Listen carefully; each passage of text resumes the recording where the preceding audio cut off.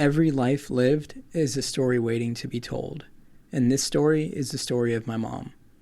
Over the course of this conversation, I wanted to give her the space to share her life in her own words, her childhood, her memories, the moments that shaped her, and the wisdom that she's carried through it all. My only hope is that this can capture the person that she truly is, and that this can serve as a gift for our family, for the people who love her, and for anyone who's ever wanted to know her. This is her story. So, this is my mom. Where and when were you born? I was born January 3rd, 1961, in New York City, in Manhattan. How was it growing up in Manhattan? So we grew up in Spanish Harlem, in 105th and 3rd Avenue. There were projects there, and it was all pretty much low-income families that lived there. And I was the youngest of 6. Do you feel that being the youngest, you played that role, like almost getting bullied, I would say, in a way? Not really. I think on the contrary, I was like the little sister, the baby. Yeah. So I was more protected, more loved, more cared for by my sisters and my brothers.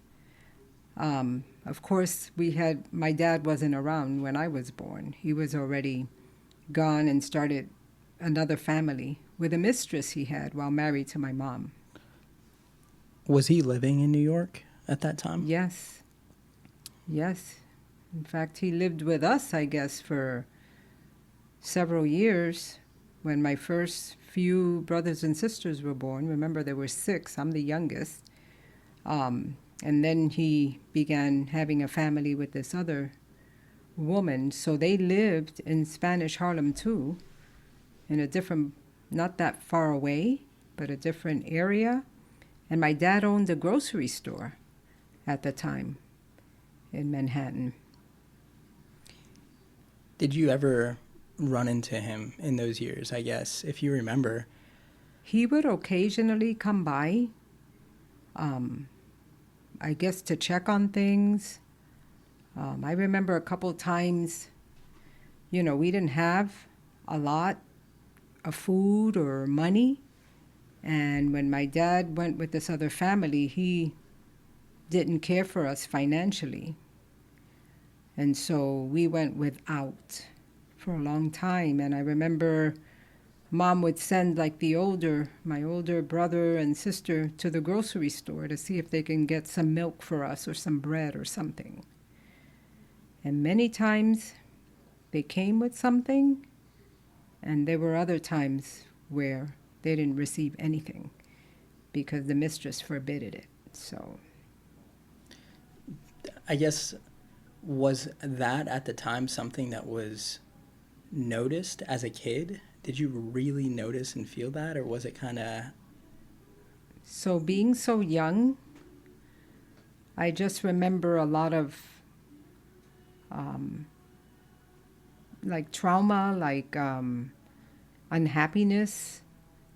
I feel like I vaguely remember once my dad coming over and fighting with my mom and striking her. And so there were a lot of sad times, and there were a lot of, where we went without. We didn't have a lot of food, good food.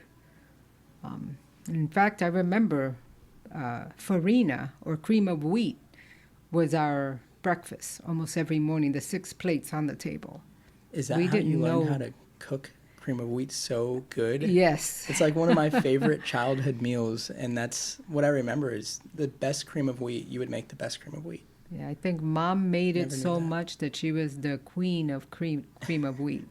She mastered it, and but we didn't have eggs and bacon and the different cereals and specialty breakfast items like many families did. We just had cream of wheat or oatmeal. I guess that was the less expensive, inexpensive food to make for a family of 6, 7 with my mom. So Yeah. that was often what we ate for breakfast. Wow. Yeah, and it's funny how that's kind of what you had, right? Was cream of wheat. That was kind of what you had every day. But for me, I look back and I remember cream of wheat as something that was just like such a treat. It was my favorite thing every weekend. And I didn't grow up without. I would say I grew up with abundance. You know, you gave us that as kids. So it's just funny the perspective there, I guess. But we'll shift it, I guess, to a more positive light. But do you have a first memory that you can think of? Your very first memory ever? As a child? Mm-hmm. Your earliest memory, I would say. So, sometimes when you're so young, you don't remember everything. You only remember what was very impactful, like what was maybe traumatic or a very, very happy time. So as far as happy times, I remember we would line up in the snow, in the winter, all excited, in front of a Salvation Army because there was Santa Claus with gifts. And we would all get the opportunity to sit on Santa Claus' lap and walk away with a gift, a surprise that we had no idea what it was. So I remember that as a very happy memory, something we looked forward to and we were so young and we were in the cold waiting, but I don't think we felt the cold. The excitement of, getting this gift was so grand that we looked forward to that,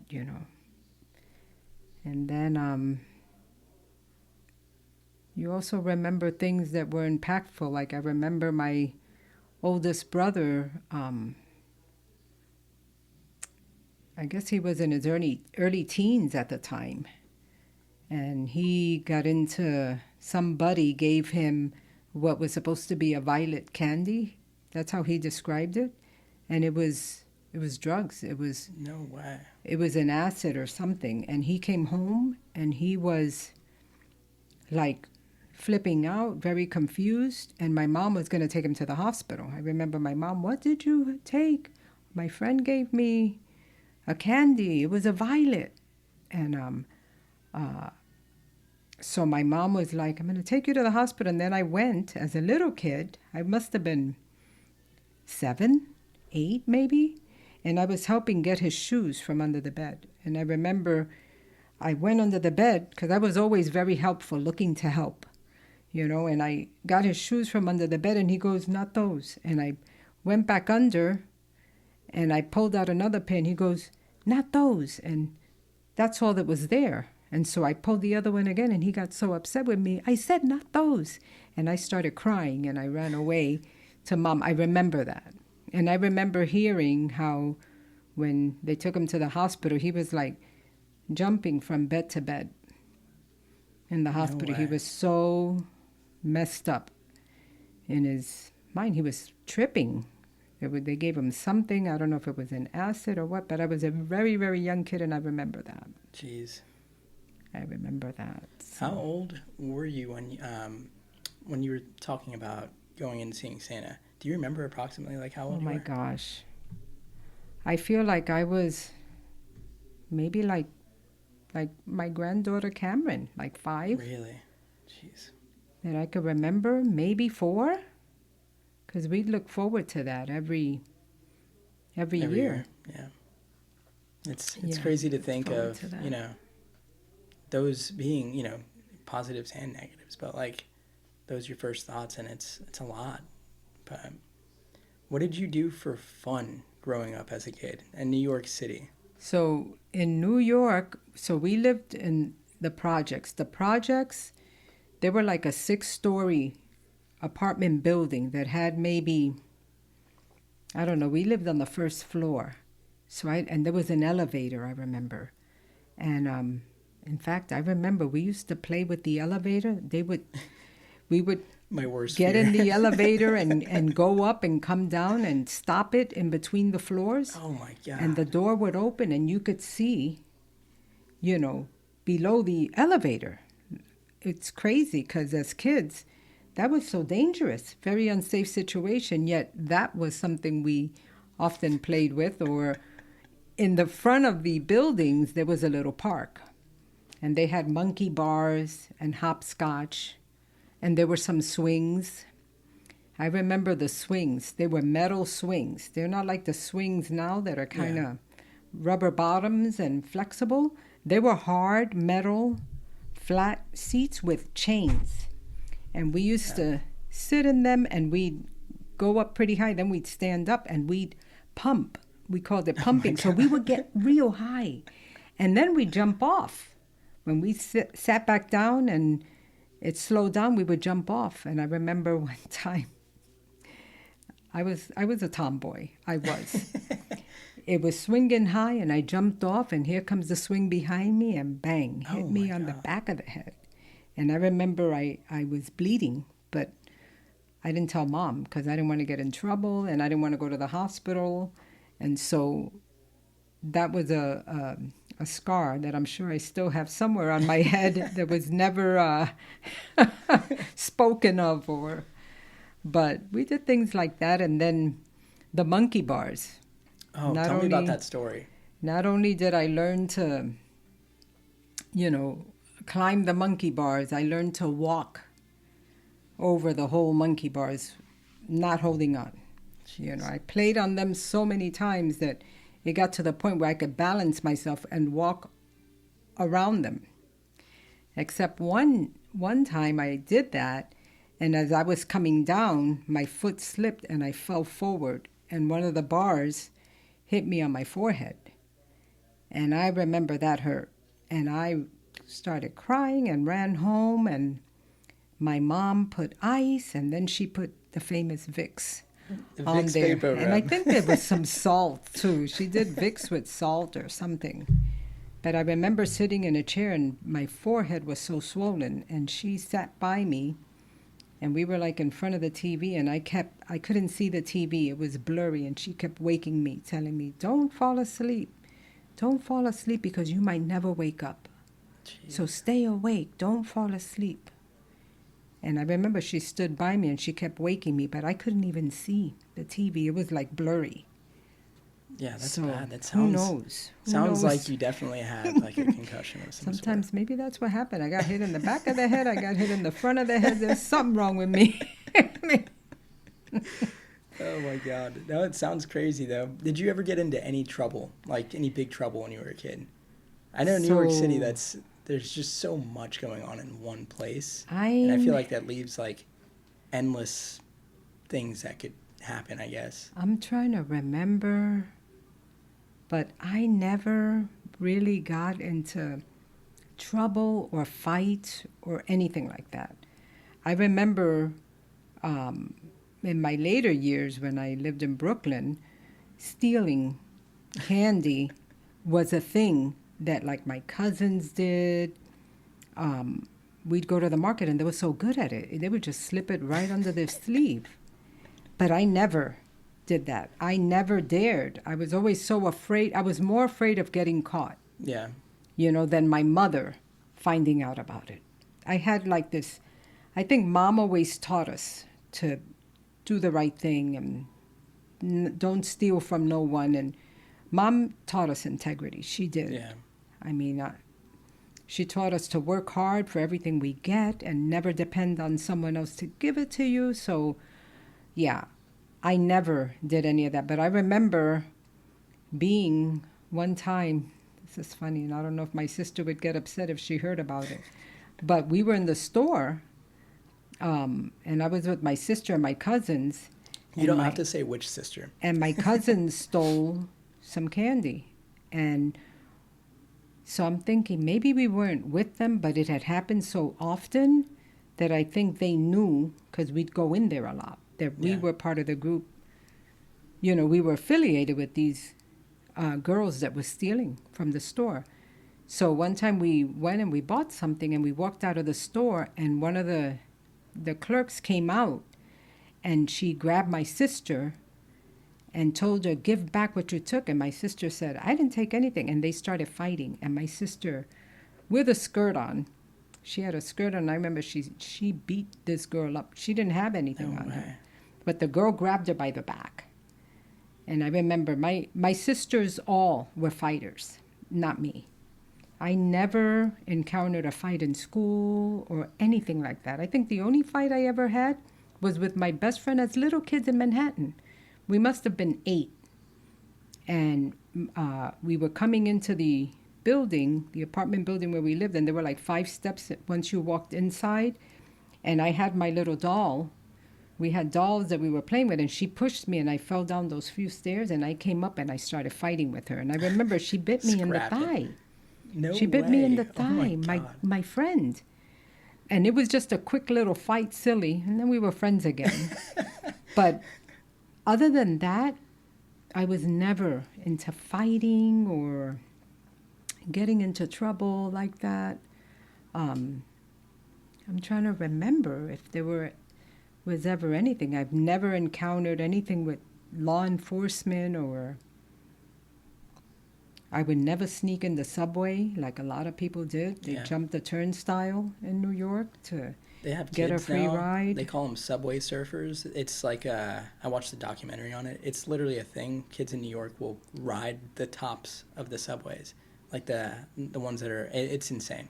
Anyway, yeah, I've heard of that, but I think that's where I get it from, because growing up, I was never into anything bad at all. I just wanted to have fun. So Yeah.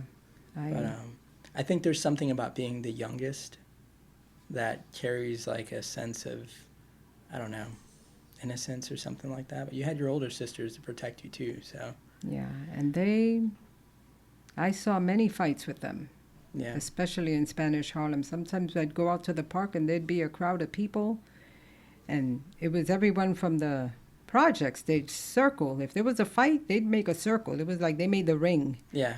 to watch the fight. And I remember squeezing through them and seeing it was my sister fighting in the middle, And then one time, Twiggy was fighting, and she was losing. And then Rosa jumped in. Twiggy got on. Rosa beat up this person. Yeah. I remember they'd like tag team. I mean, they fought. And way. back then it was survival, because it was all about that. Everybody, they would fight. I remember they did take off the earrings and grease up their face so they couldn't get Oh, it was like scratched that. and things like Jeez. that. No way. But that was the way it was, especially Spanish Harlem. Growing up in Spanish Harlem was like that. So you moved out of there then. I know your mom moved you out of there. Yes. What prompted you guys to move, and at what year did you move to Puerto Rico? So Mom had to divide us all up in order to get us out of Spanish Harlem, because she didn't have money and she had nobody. The only sister she had living in the States was my aunt that lived in Brooklyn. Yeah. My Aunt Ida. And every Sunday or every other Sunday, we'd take a train ride and go visit her, and she'd make dinner for us. And that was like our only outing, really. We'd go take the train and go visit my aunt and my cousins in Brooklyn. But so Mom had to separate us. So she sent like a few, like my brothers went ahead to Puerto Rico. And so my brother Gilbert and Juby lived with my grandmother, my father's mother, for a few years in Puerto Rico. And then little by little, my older sister, she sent ahead. And then she came with my sister that was before me, Julita, and me at the end. So we moved to Puerto Rico. I must have been, I want to say 9, because I took 5th grade in Puerto Rico. I attended school 1 year in Puerto Rico, and that was 5th grade. And that's all you lived there, right? 1 year? 1 year. And we moved, it was like the that movie, that show, I'm Moving On Up, to a deluxe apartment, because we moved into these brand new, beautiful, it was kind of like projects in Puerto Rico, but they were different. Yeah. They were like 2-story, they were like townhomes, if you will, in Puerto Rico, but they were like for low income, but they were brand new. And so when we moved there, we had, the living room and dining room downstairs, and a bedroom and a bathroom downstairs. We had a laundry room. And then upstairs we had 3 other bedrooms and another bathroom, and that was This luxury. is like luxury. Yeah, We had especially coming from a Spanish home. It was pink tiles downstairs, the bathroom, and blue tiles upstairs, and we thought it was the best thing. We thought, wow, we're rich. We're rich. But And how old were you? so I must have been 9, Oh, okay. 9 or 10, because it was 5th grade. I remember I had this teddy bear. I loved teddy bears growing up. And so I had this old rabbit. He had no ears. He had no mouth. So this is a story. Growing up, I loved treating him like a real baby. And I dress him in baby clothes, real baby clothes. And so when I went to Puerto Rico, he came on the airplane with me. And I remember dressing him up. We'd go to the Salvation Army thrift store, and with 10 cents, I could buy him a little outfit. And I would do that. This was my teddy bear. His name was Fufi. And there's a picture somewhere of me with him when I traveled to and moved to Puerto Rico. And so, yeah, I was, 5th grade. And that's the first time I ever wore a uniform to school, too, in Puerto Rico. Interesting. So you spent 1 year there. How was Puerto Rico as a whole? Like, you had to switch schools. I'm sure you made new friends, but everything was different. I mean, you're going from a big city to, an island. It was very different. In Puerto Rico, I remember walking through the mud, and sometimes my socks would be real dirty to get to the school. If it had rained, because it was country, so if it had rained, we'd be walking, and sometimes we'd be in the mud, and although we had nice little navy blue skirts and white blouses, our white socks many times were very dirty by the time we got to school or left there, because we had to walk there. But it was very different, because learning in Spanish, when I, was taught in English, and I feel sometimes that's why for a long time I spoke Spanglish a lot. I would always mix my English and Spanish language. Yeah. A lot. You still do that. But I've gotten so much better. All right, so I know there's a really good story that you've told me forever ago, and you told me so long ago that I've pretty much forgot, but I remember the gist of it. But tell me about, I know you had like a paranormal experience in Puerto Rico. No lie. All right, it's not only I can tell you, but all my brothers and sisters will tell you. Was it the houses you moved into? Yes. No Those beautiful townhome style apartments that we lived in, they were haunted. They were haunted. There was always talk about whether that used to be an old graveyard when they built those townhomes there, because we would hear like footsteps. We called it chancletas because it sounded like sandals. Yeah. But it was footsteps every night. Every night we would hear them. And if we were downstairs watching TV, we'd hear them on the 2nd floor. If we were upstairs, we'd hear them downstairs.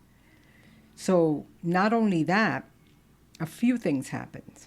And it would not only just happen in our unit, it would happen in the unit across the way too. In fact, the neighbors who we were close to, they many times had priests come and bless and pray and bless with oil, holy water in their apartment, because they had a lot of paranormal activity too. So one time, my mom used to work like 3 jobs in Puerto Rico to try to keep food on our table. So she wasn't home a lot. So again, I was cared for by my older siblings. And they were in their teens, hanging out with the guys. But they were always nearby, like in the parking lot. So I remember one night I was downstairs, and the neighbor that lived downstairs next to us, because we had our unit, and then there was a single unit that was just like a 1-story. They didn't have upstairs, downstairs, but we had the double. So I was playing outside with my little friend there, and then it got late, and I said, I gotta go home. So I went upstairs, And I'm knocking on the door, and all of a sudden the door opens and there's nobody there. The lights are out, it's dark, and I screamed and ran down, and my sisters were hanging out in the parking lot of the apartments with some guy friends. And I came screaming, and so of course they all went in, the guys went in, and they were checking the whole place to see if anyone was there, and there was nobody there. So once again, who opened the door for me? And it was completely dark. And then another time, I remember Julita and I, we were taking a bath, or having a bath in the bathroom downstairs. And no one was there. My sisters had gone out, and I was with Julita, and we were taking a bath. Well, Mom was next door. That's what it was. Mom was there, but she was next door in the neighbor's house. And we're having our bath, and all of a sudden our door opens. And there's nobody there, and we start calling for Mom. And then, of course, we ran out of there because we were already afraid, knowing there's something going on in those apartments. Yeah. But the neighbor, in Puerto Rico, you have those windows where Miami they're blinds. metal. Jealousy. Yes, Yeah. and then you turn the knob to open them and close them. They're like blinds. Jealousy windows. I sell windows, anybody. Oh, true. So So the neighbors would have encounters where they were downstairs, and someone would be calling their name and opening and closing their windows, and nobody's in the house, and they're calling them, and they're seeing the windows opening and closing from downstairs looking up. They had things like that. Their buckets would be filled. That happened to us too. In the patio in the back of the house, we had like a faucet, like where you could wash your mops and stuff. Yeah. And we always had a bucket in there, and it would fill up. Many times we found it with water, and no one can get in from back there. There's no way. The way the apartments were, Yeah. it wasn't like a thief could come in and do something like that. So there was a lot of things like that that would happen. And that wasn't just your unit. That was multiple It was people. multiple. It happened to Interesting. many people there. So there was always conversation about they must have been, because they were brand new. No one lived there before us. Yeah. What town in Puerto Rico? Caguas. This was in Caguas. Is that near San Juan? It's maybe a half hour. Okay.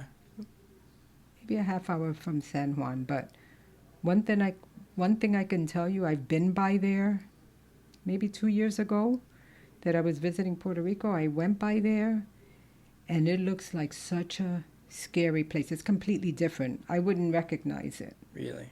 Graffiti, gates in all the windows, gates in the front. You don't even recognize. But very, very, you'd be afraid to walk in, like you'd get shot or something. It's like very, very bad. Crazy to think one place that you thought of as such a luxury, Beautiful. brand new place. It's crazy what time can do. But Absolutely. So you lived in Puerto Rico. You started at 9. You moved back to New York at 10? Yes. So I finished 5th grade in Puerto Rico, and it was just too hard for Mom to make it there financially. She worked a lot and still couldn't make ends meet. So a year later, we moved back to New York, but now we moved to Brooklyn. A better neighborhood. Yeah, we moved with my aunt, my mom's only sister, the one we used to visit, Aida, and Magali and them that lived in Brooklyn. She took us in. She told my mother, come and you stay with me until you get on your feet, and I'll help you out. And she did. They took us in, and I remember always feeling because there were 6 of them too that lived in my aunt's house, but yet she took us in, and I always felt like we got such a tiny, like scraps for food, like such a tiny little bit of food, and we were always hungry. And I remember thinking how stingy she was with feeding us, but as I grew up and became older, I'm like, oh my God, what a blessing she was to us. Yeah. That little bit of food kept us going. I mean, we were able to get on our feet and eventually, but she had 6 kids of her own, and she took us in. And I remember feeling a little resentful. I mean, we all did because we experienced it. But later, it's like, oh my God, thank you. Thank you for taking us in and helping us.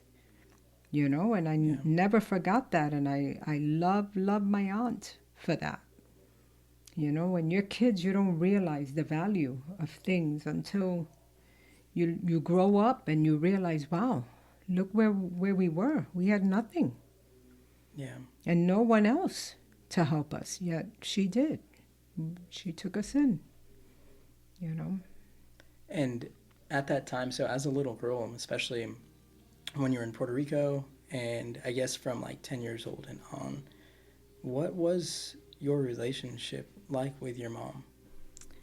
Were you guys close? Mom, Did you?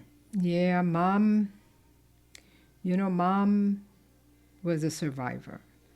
She always had to work to give us a roof over our head, to put food on our table.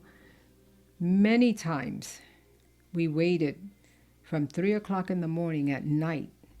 In fact, when we moved from Puerto Rico to Brooklyn, we had to get on that welfare line because we had nothing.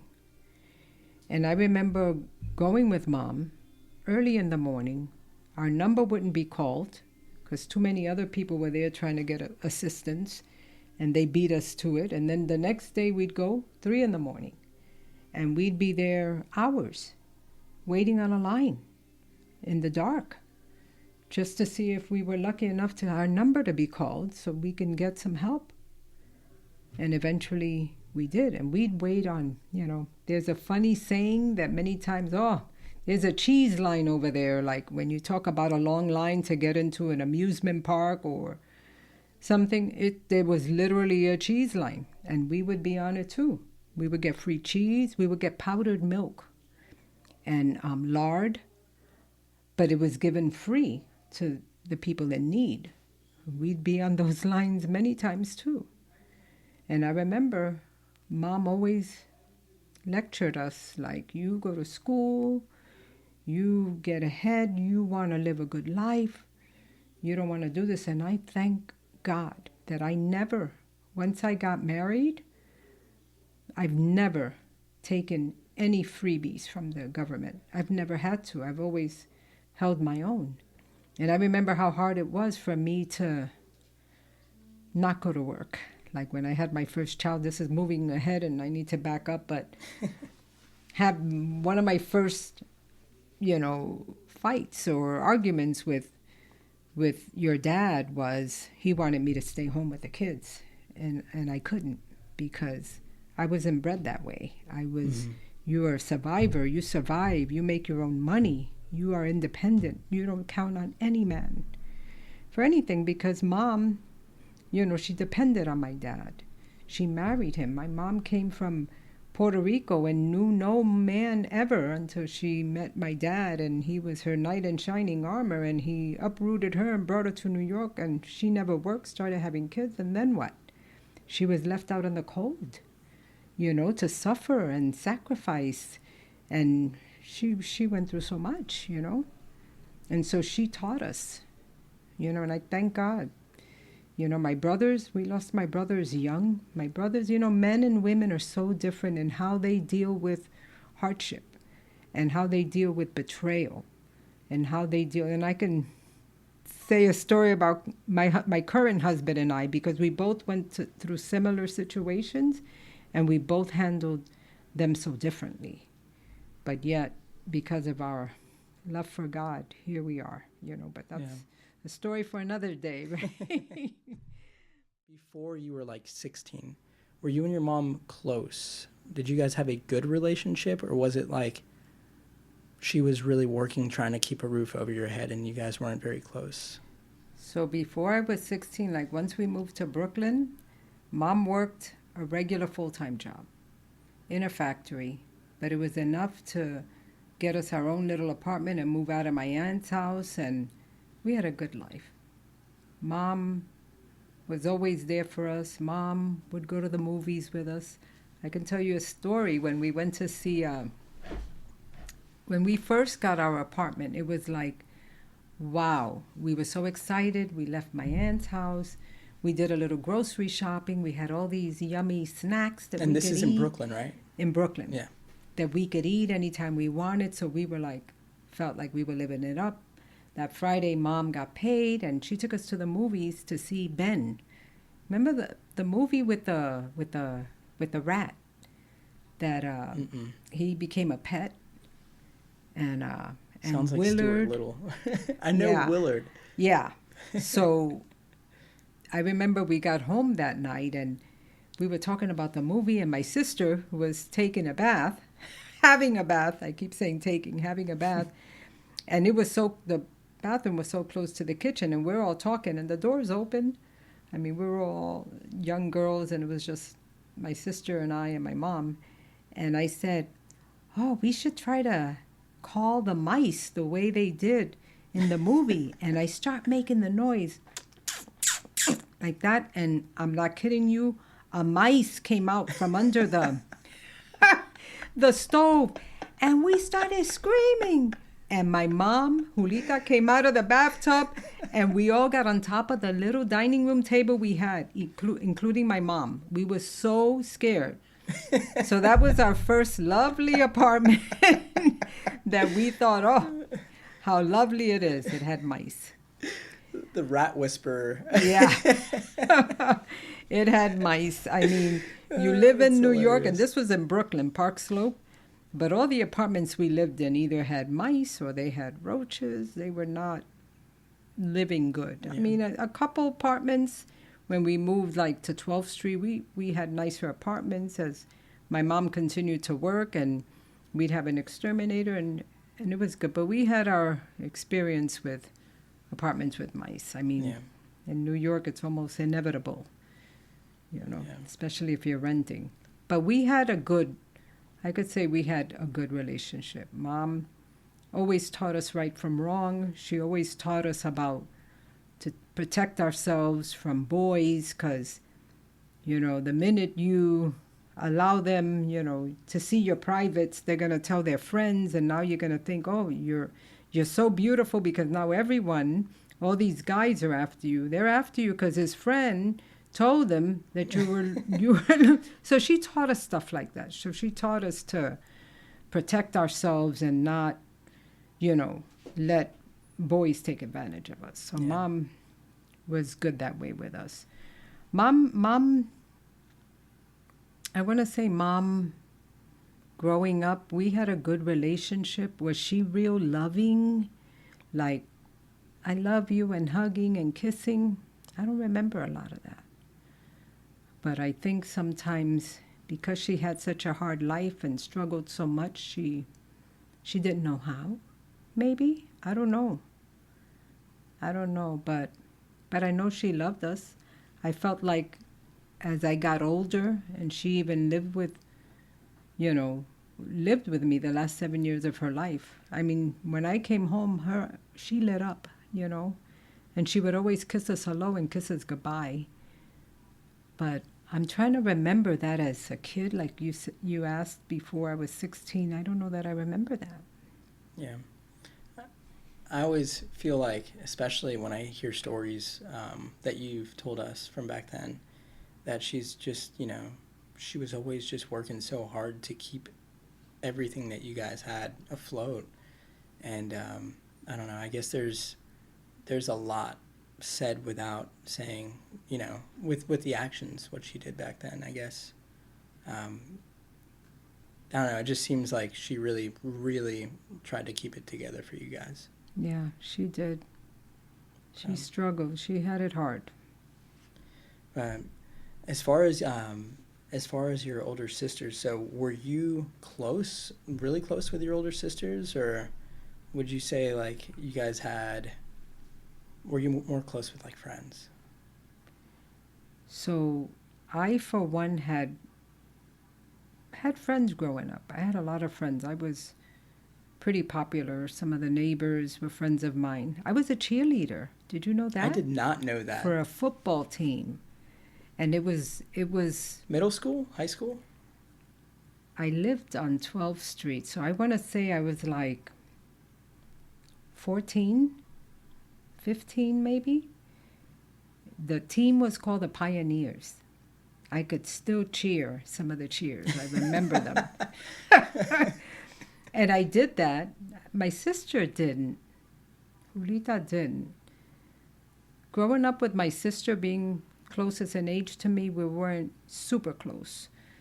She was more of a homebody, didn't have many friends, and I was outgoing. I had friends, and I was always doing stuff. So That's where I get it from. I yeah, remember being a cheerleader and how much fun that was.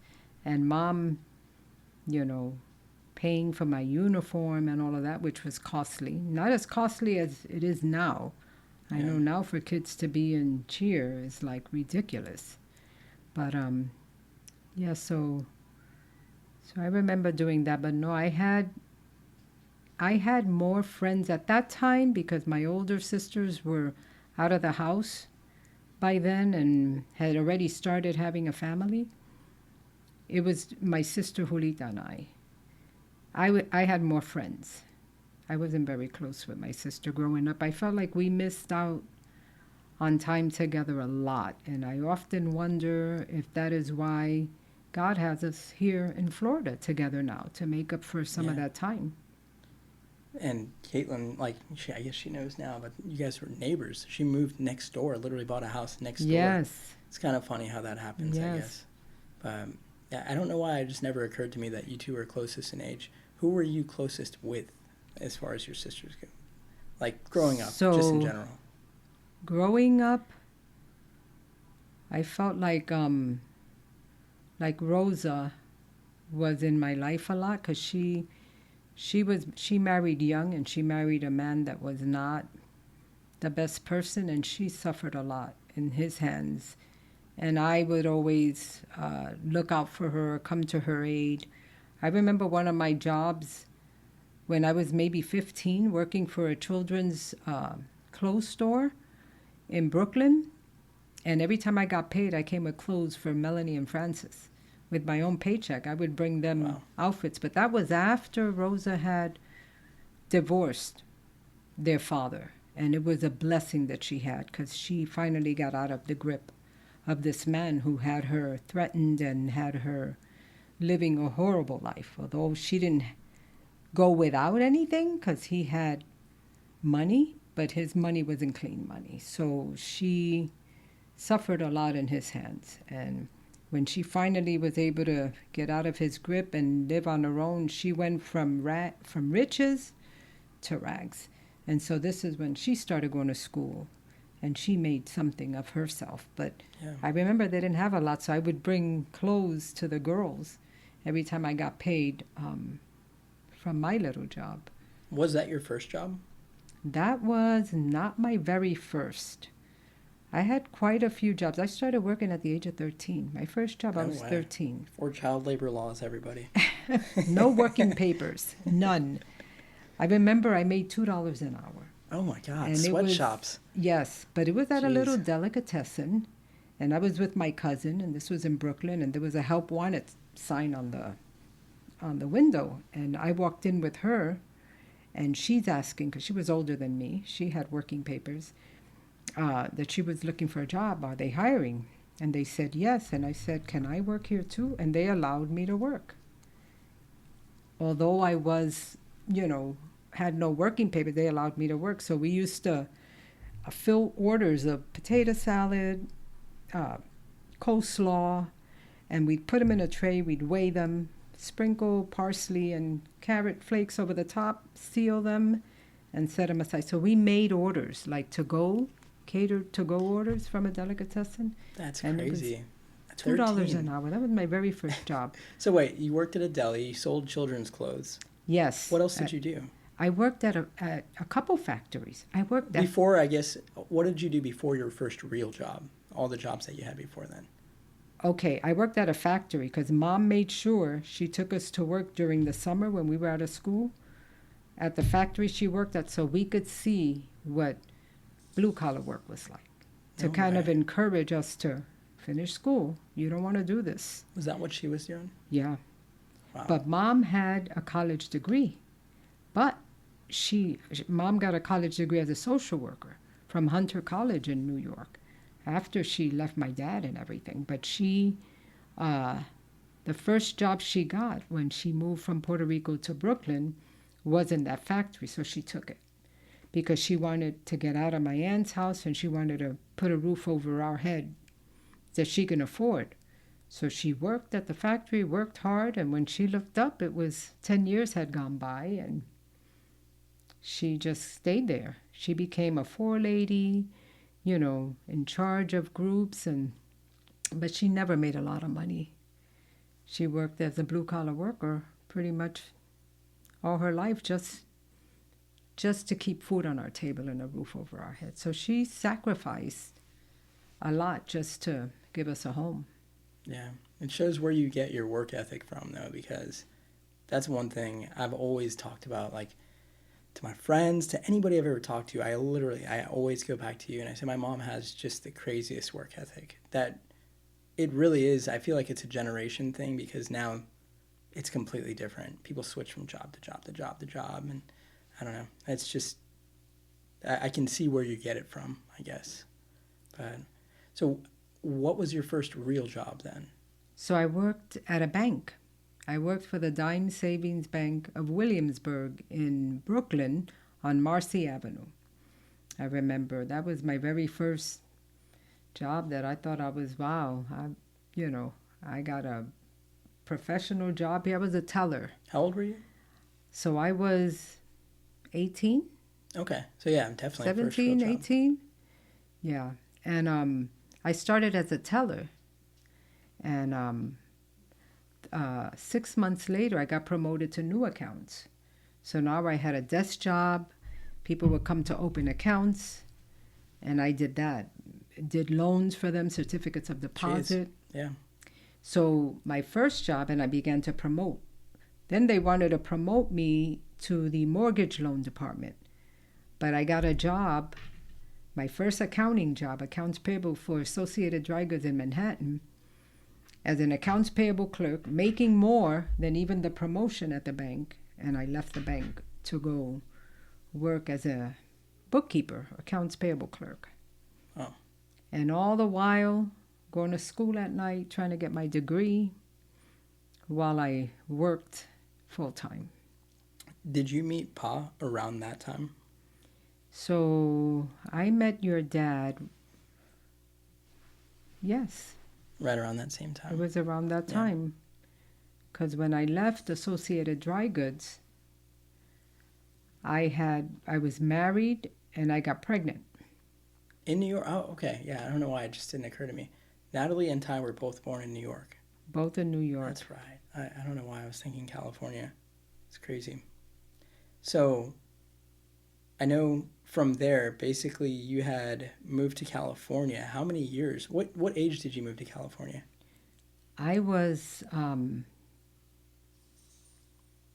26. Oh, so some time went by in New York. I don't know why I thought you moved earlier. Yeah, we moved to the Bronx. When your dad and I got married, we moved to an apartment in Borough Park, Brooklyn. That was our first apartment. And then I got pregnant 6 months after we were married with Ty, and we lived there. And then we were trying to get an apartment in the Bronx that was bigger so that we could have a nursery for the baby and stuff. And I remember we got that apartment through a connection. Joe and Yolanda's sister knew of someone moving out of those apartments there, and they got it for us. They said, could you hold it for us? And so I remember we moved with Abuela and Pop for a little while until the apartment was ready. Yeah. Interesting. Smacking the mic over here. I'm going to take one more break real quick. Okay.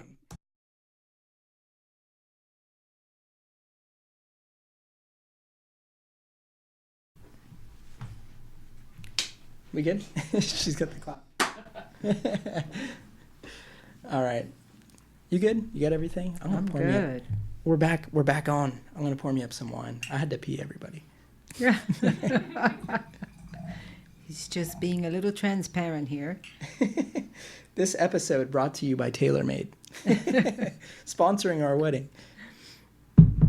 Okay, so as far as everything, I kind of want to get into your early adulthood, motherhood, and I know just such a big thing, becoming a mom for the first time. I know it's probably exciting, but also a lot of nerves. What were you feeling during that time? So, becoming pregnant, it happened 6 months after we were married. And I remember when I first heard about it, it was, oh my God. It was kind of an undescribable excitement, yet a little fear too, type of feeling. So you're kind of a little bittersweet, but exciting, right? Something wow to look forward to. And how is this going to feel? How, it growing in my body, how am I going to be as a parent and all of that?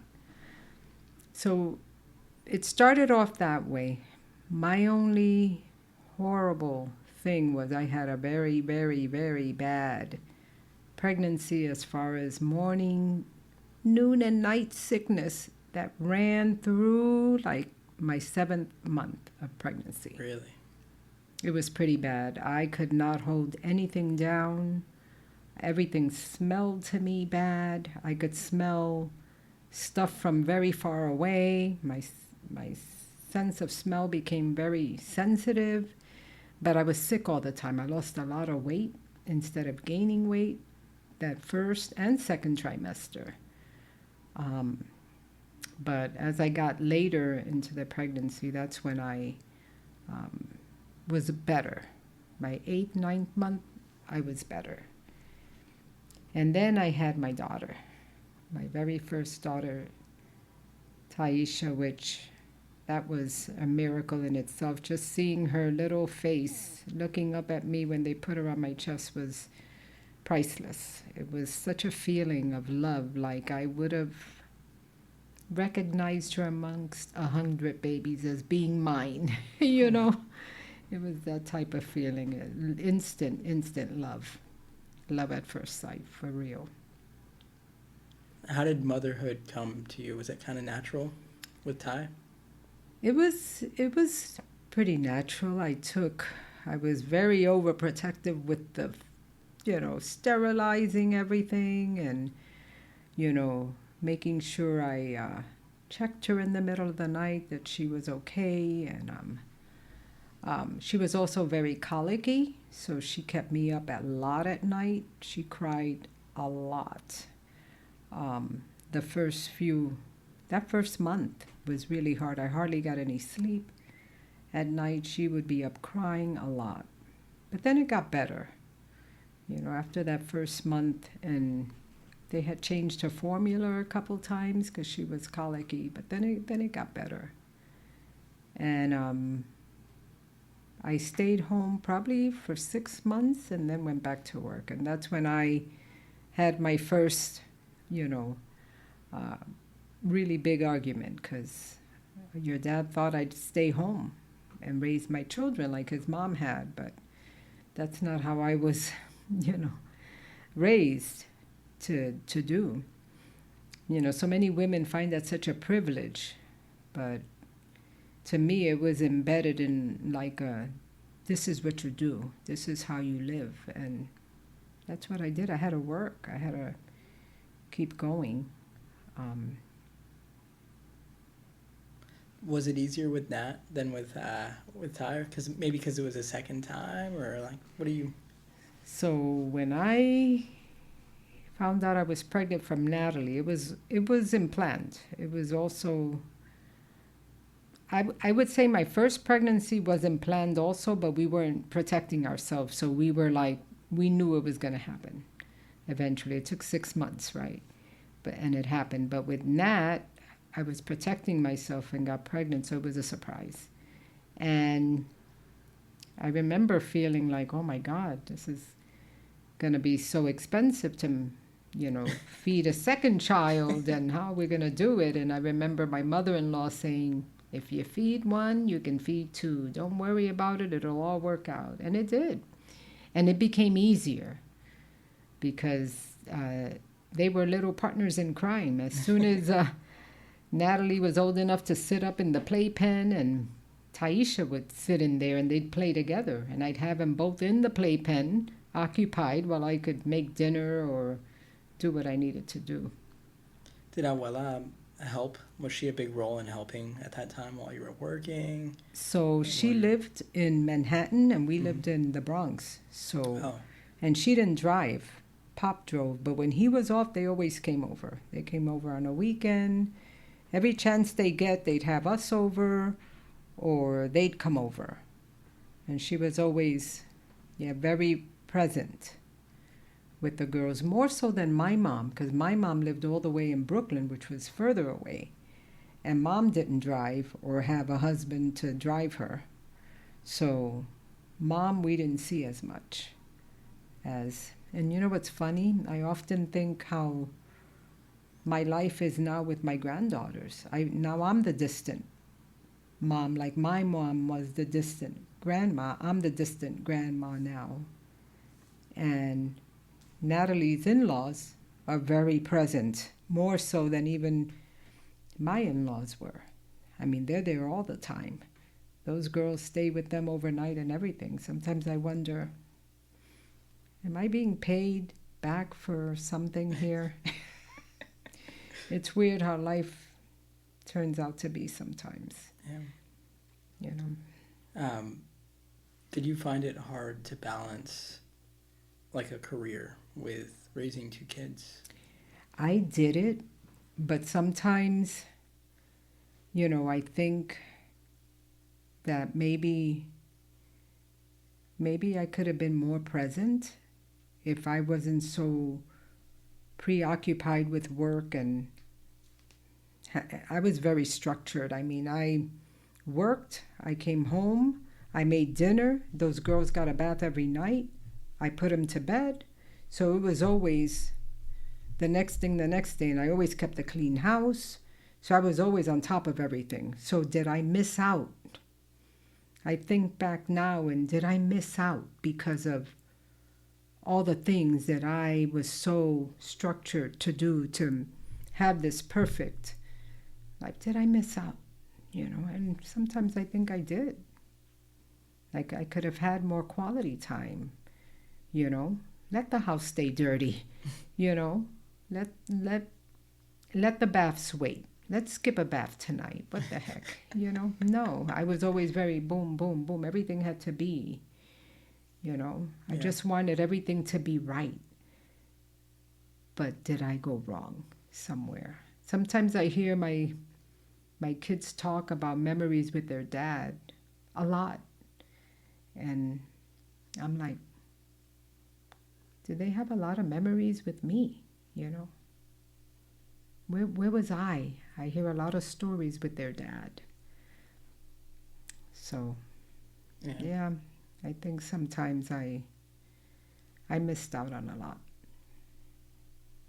I did, because of the way I was designed, or the way I was taught, or something. I don't know. The way you were raised, I guess. Mm-hmm. Yeah. So fast forward a little bit. What made you move to California? So I know you moved out. Natalie was born in what year? Natalie was 84. And what year did you move to California? 86. 86, so 2 years after she was born. What prompted you to move? Because you grew up in New York. That's all you knew your whole life. At 26, to move across the country is crazy. I know you spent 1 year in Puerto Rico, but you went right back to what you knew. So what prompted that whole move, and how did that go? So my sister's older siblings were all in California. The only ones in New York was Mom, Julita, and me. Twiggy, Rosa, Juby, Gilbert, they were all in California. And I don't want to interrupt, but what brought them out there? What prompted all my them dad. to move? Really? My dad was living over there. My dad moved with his other family to California, and my brothers, I think, were my older siblings, like Juby and Rosa, were closer to my dad, so they kind of followed him a lot. They followed him a lot. I think they knew him when they were born, unlike me and some of my other siblings, the younger ones, where he wasn't present, didn't. So they kind of followed him. And I guess he invited them he had a beautiful house over there. He invited them to come move over there, and he helped them get on their feet. So you pretty much followed your older sisters and your dad then. Well, not so much my dad. We did it more because we were looking for a better life for the kids. Yeah. We didn't want them raised in New York. We were at a point where we wanted to buy our own home. Pop had passed away, your grandfather, and he left just a little inheritance for the kids, and we were looking to buy a house, but what you can buy in New York was awful. We didn't want a paneled house with roaches and mice, and so we had visited California, and your dad had visited a friend in San Diego, and he fell in love with San Diego. So when we moved to California, the intention was to move to San Diego. But we never made it there because Natalie and Taisha were very young. We didn't know anybody but my sister. We moved in with Twiggy and family. They took us until we got on our feet. And Cha-Cha, who was older, took care of the kids. She was off at school for the summer, so she took care of Natalie and Taisha while we worked. And so we thought we better not move to San Diego. We don't really know anybody who's going to take care of the kids. And so we decided to stay in Covina area, and that's when we bought our first condo or townhouse in Covina. Okay. So you moved to California. You started a new career out there, made that transition. Then you had me. So how was it like being a mother of 3 and working? Wow. So when I heard I was pregnant from you, that was like a wow moment. Here I'm 30 years old.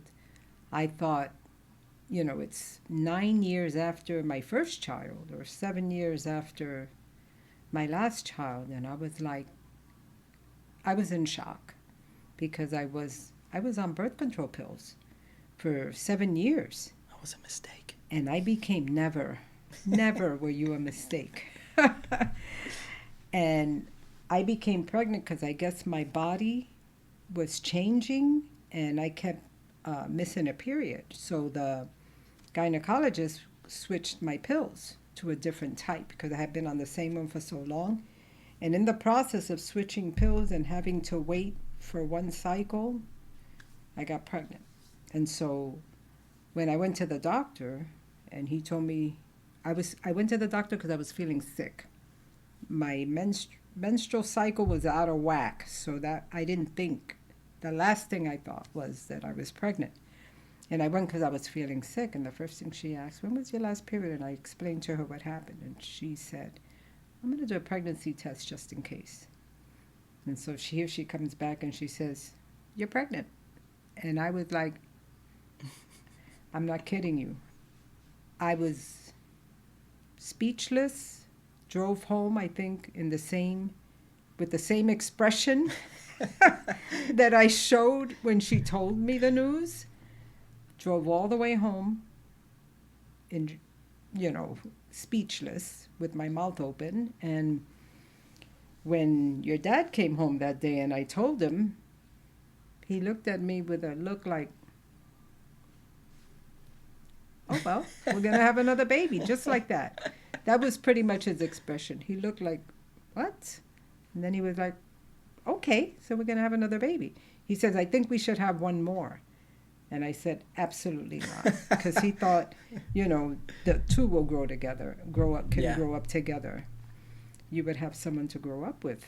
But I was like, no way, And then I carried you. Everything was good. I was happy. And Then I had a car accident when I was about 6, going on 7 months pregnant with you. I had a car accident. This woman driving out of the McDonald's parking lot with a burger in her mouth, literally, as she was driving, she ran right into me. I was getting ready to turn in. Ran right into me. And I remember they left me in the hospital. They were concerned for the baby. They did a stress test. Everything was fine. But then when I went to my next appointment, they told me baby's not growing. And so they put me off work. They put me on bed rest, feet up. My feet were very swollen. I had the tiniest, I felt like my belly became stagnant, it almost shrunk, like it froze in time. It was tiny. I had a tiny little belly. And so went through the process. 9 months later, I remember, or 9 months later, when I reached 9 months, I remember one morning my mucus plug. I don't know if that's a little too graphic. I went to the bathroom, and there was a little bit of blood with the mucus plug. That's usually a sign that you're thinning, so you're going to be giving birth. And I remember Mom, I showed it to her, and she was like, you need to go to the hospital. I said, Mom, I have no labor pain. We're going to wait. No, we should go. We should go. She kept saying. I'm like, no, I'm going to wait. I've done this before. She kept... Your mom? My mom. She was in town. Yeah, she was in town at my house. And then a couple times I would walk into the room. She would ask me, are you okay? Any pain? No, nothing. I said, I'm going to go take a shower in case. So I go and take a shower, and when that hot shower water hit me, all of a sudden the contractions start coming, and I felt them in my back. And now I could hardly climb out of the shower tub. I was in so much pain, like it came right away. So now I come out, and I'm like, we got to go. And all the way to the hospital, I remember holding on to the dashboard of the car, because by this time your dad had come home, and I had such horrible pain, more in my back than anything. And so when they brought me in and they checked me, they immediately flipped me over, came with an injection, and put a mask on me, and they said, your baby's in fetal distress. We're going to have to take him by cesarean. So I was reeled in. I remember they laid me down on my knees with my butt up so the baby could push. Instead of pushing down, it was Gravity. Going the other way. And they had me covered, and my mom started screaming when she saw them rolling me to the emergency room. So they had to take you by cesarean, and I remember I heard you crying, and they said, it's a boy, 5 pounds, 4.5 ounces. I'm like, why is he so small? Those are my first words. Why is he was full term, yet he was so tiny. But after that... been tiny ever since. Everybody came to the hospital to see you. You were the cutest little thing. And I remember Twiggy bought you your outfit to come home in, because what I had prepared was too big. So she brought a preemie outfit. And you had a little hat, little pajama, and your little hat with a little pom-pom. And it was preemie, and it fit you just right. You were so tiny. And then everything was good. Now, having 3 children, your dad worked a graveyard shift, and I started working part-time. So it worked out where I would come home like 12:30, and he would be getting ready to go to work at 1. So he would take care,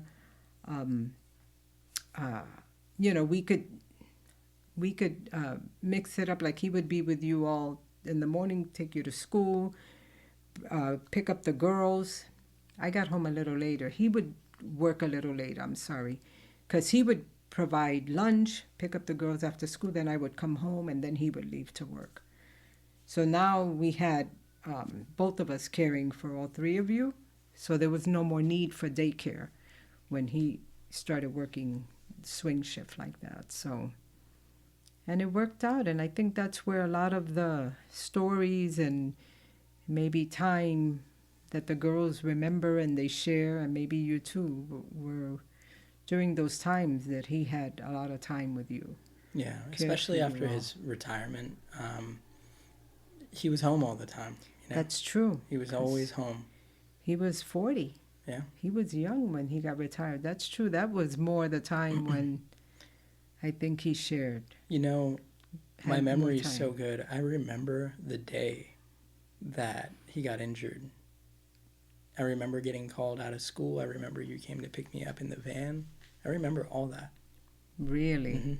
It's crazy. But so you have 3 kids. You're in California. You know, you're working to advance forward a little bit, but still, when we were young, what was your favorite memory? And it doesn't have to be just with one. I mean, just whoever. What was your favorite memory with your kids in general? My favorite memory. My favorite memory was like celebrating birthdays, planning special fun things to celebrate you all, birthdays and sports. I loved sports, watching you play sports, taking the girls to gymnastics. I enjoyed that a lot, especially the sports. And I think that was the tomboy in me. I loved it.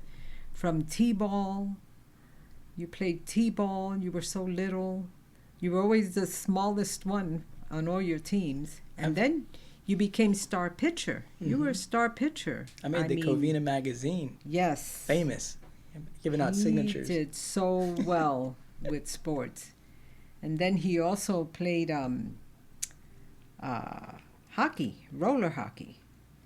And that's where we found out when you got hit with the puck. Yeah, I remember I had a hematoma. He had a Terrible hematoma, and they Huge. did an x-ray, but that's when we found the scoliosis in the back, and we pulled you from. But it's amazing how even with your surgery and the Harrington rods they put down your back of your spine, it never stopped you from any sports. You were into BMX biking, you were into skateboarding, and you were with the tricks and better than the rest. I mean, you were good at everything you did. Still till So this those day, I'm so lucky to have that surgery, to be able to be as active as I am, and I'm not limited. There's nothing that holds me back from anything. Yeah, I'm more lucky than anything, but I will say it's got to catch up to me at some point in life. There's got to be a point where I'm going to get some arthritis or something like that. You know, you can't have that much of your spine fused and not, you know, have the other vertebrae start to suffer at some point. So with that said, I'm going to stay active until I can't fight anymore. And I think that's the key, because even with me, and I see it like with me and my 2 sisters, Mom had severe rheumatoid arthritis and osteosporosis. Mom had very, very bad arthritis. That's genetic. And none of my sisters nor I have that. Twiggy has a little issue, but Olita, Rosa, and I, we all exercise. We all go to the gym, we lift weights, we this, that, and none of us have arthritis. And at our age, Mom had it way before. Mom was a lot younger than us. So I feel like I too plan to retire exercise until I can't anymore. Because I think that's what's keeping me okay. Yeah, medically, definitely. You know. So to get back to early days, just real quick, and then we'll move on. But do you have any scary moments as a parent? Any major learning experiences? I know there's a story with like Tylenol and Taisha, Natalie, but I have a few. Just something that's memorable. But what would you say? And then what advice do you have as someone who's going to be a parent one day? Yeah, so from those learning experiences. Yeah, so I'll talk about the Tylenol incident, because you never think that you're going to handle a situation well under pressure. But when it comes to your kids, you'd be surprised. And I think that's a mother instinct that automatically kicks in, you know, against all odds, right? So I come from work, pick up the girls. They were young. This is when we lived in the Bronx. We hadn't moved to California yet. And the babysitter was right across the hall. And I brought the girls in, and I remember they always drank liquid Tylenol when they were sick. And I bought for the first time, because they were getting a little older, the chewable Tylenol, which is like candy. So the night before, Taisha wasn't feeling well. And so she had a little fever, so I had given her the Tylenol for the first time to try. So she ate it, and she was better. And then the next day when I picked them up, I think she remembered that it tastes like candy. And so when they got home, we walked into the house and the phone rings. And I pick up the phone, and I'm talking. I forget to who it was. I don't know if it was my mother-in-law. But I'm talking on the phone, and all of a sudden, I wasn't on the phone not even 2 minutes. Here comes Taisha with the empty jar of Tylenol, and she goes, "Natalie ate it." And I'm like, damn, she I gotta go. Natalie And I right hung away. up, and I said, "What?" Natalie ate it. There was one left in the jar, one. And I go to the room, and Natalie's in their bedroom. And she's like scared. And I said, "Open your mouth." And she opened it, and all I could see was a little bit of the Tylenol in her molars, like she chewed it. And so I look under the bed, and I find one more. I said, "Oh my God." So I go to the kitchen, and I have poison control number on my refrigerator. And I called, and I told them, "I have a jar of Tylenol. How many come in the jar? 24. How many did you use?" I said 2 the day before, and I only have 2 left. How many are in the jar? Just 2. Take them to the hospital immediately. They told me,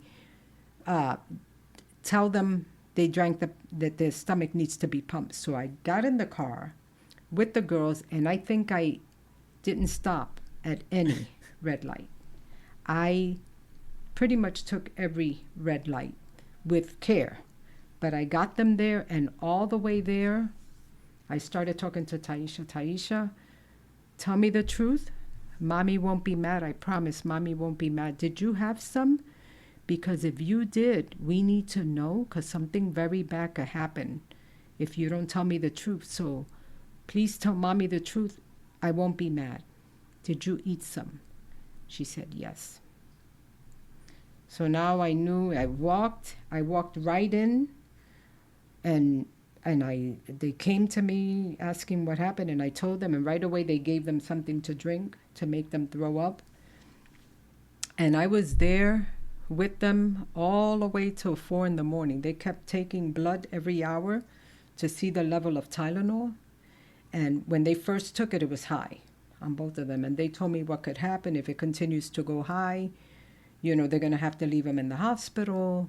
They're going to have to give them special medication, but this could damage their liver. And they told me a bunch of stuff. And I was like just taking it in and waiting and waiting. And then your dad gets to the hospital.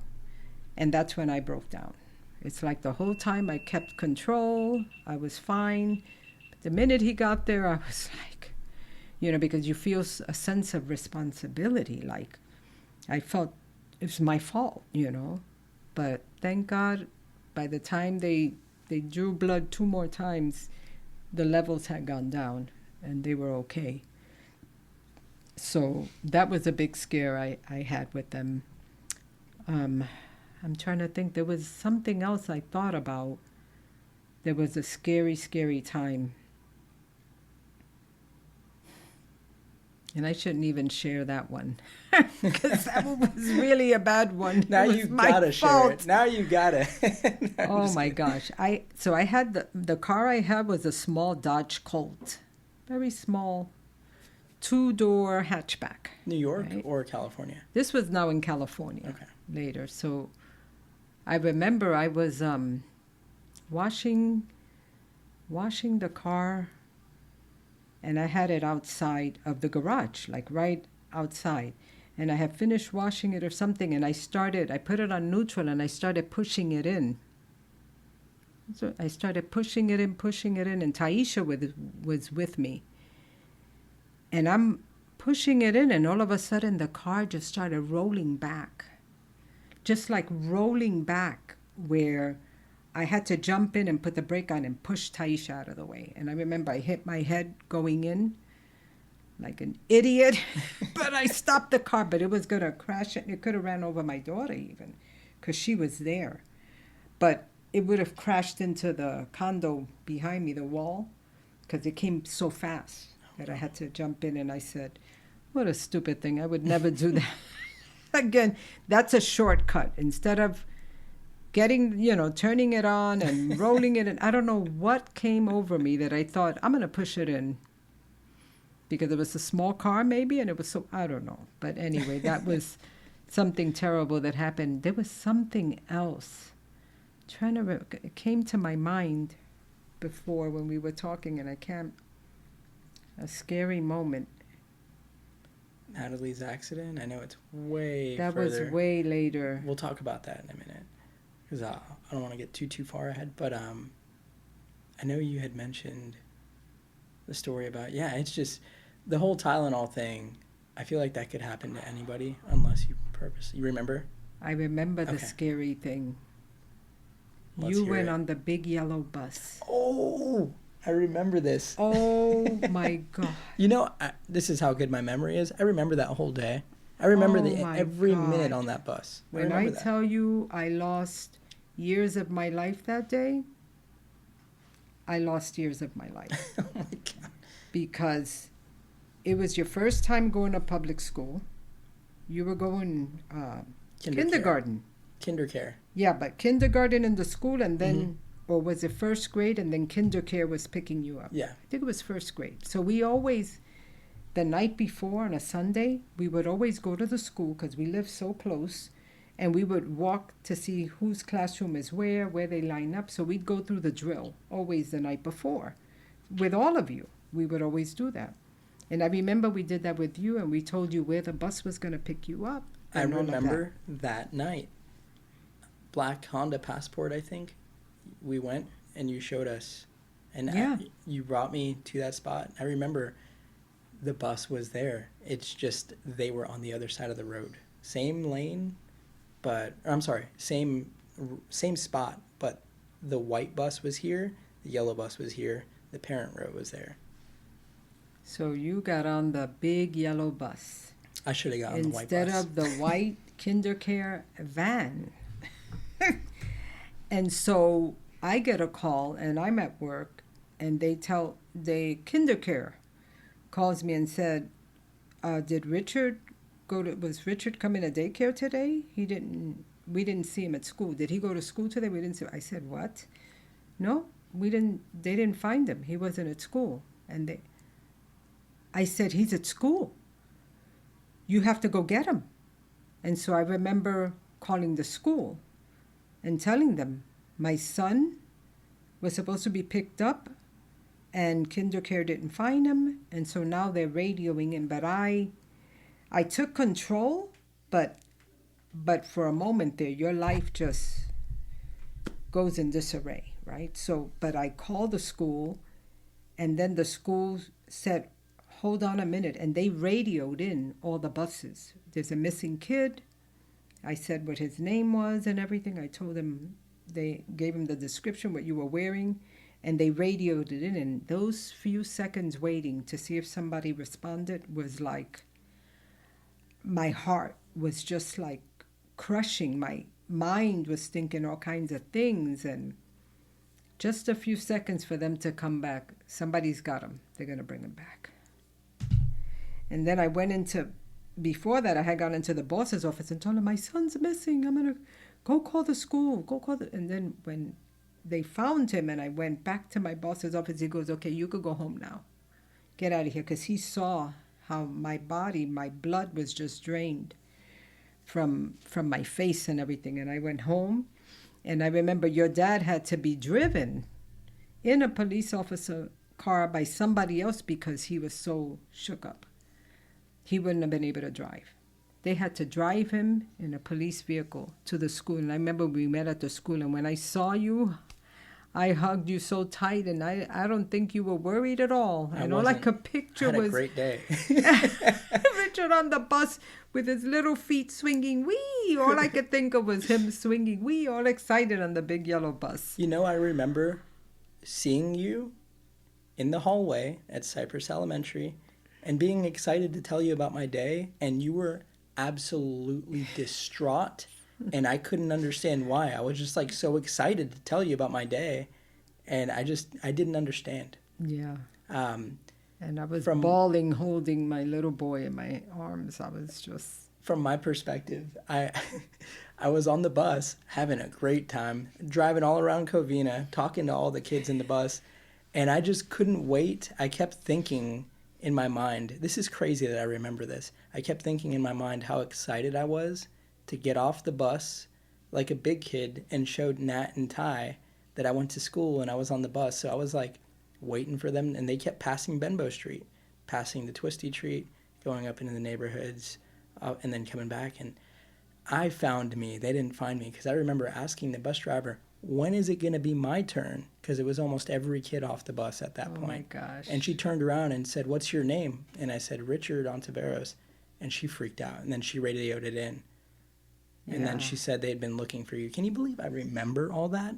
I must have been 6 years old. I remember everything. Yeah. Wow. I remember going to Abuela's house after, and everybody was like, it was such a big deal you were missing. I remember being there at her house. Uncle Ray was there. I remember all that. Just oh, my gosh. crazy. That was a very, very scary time.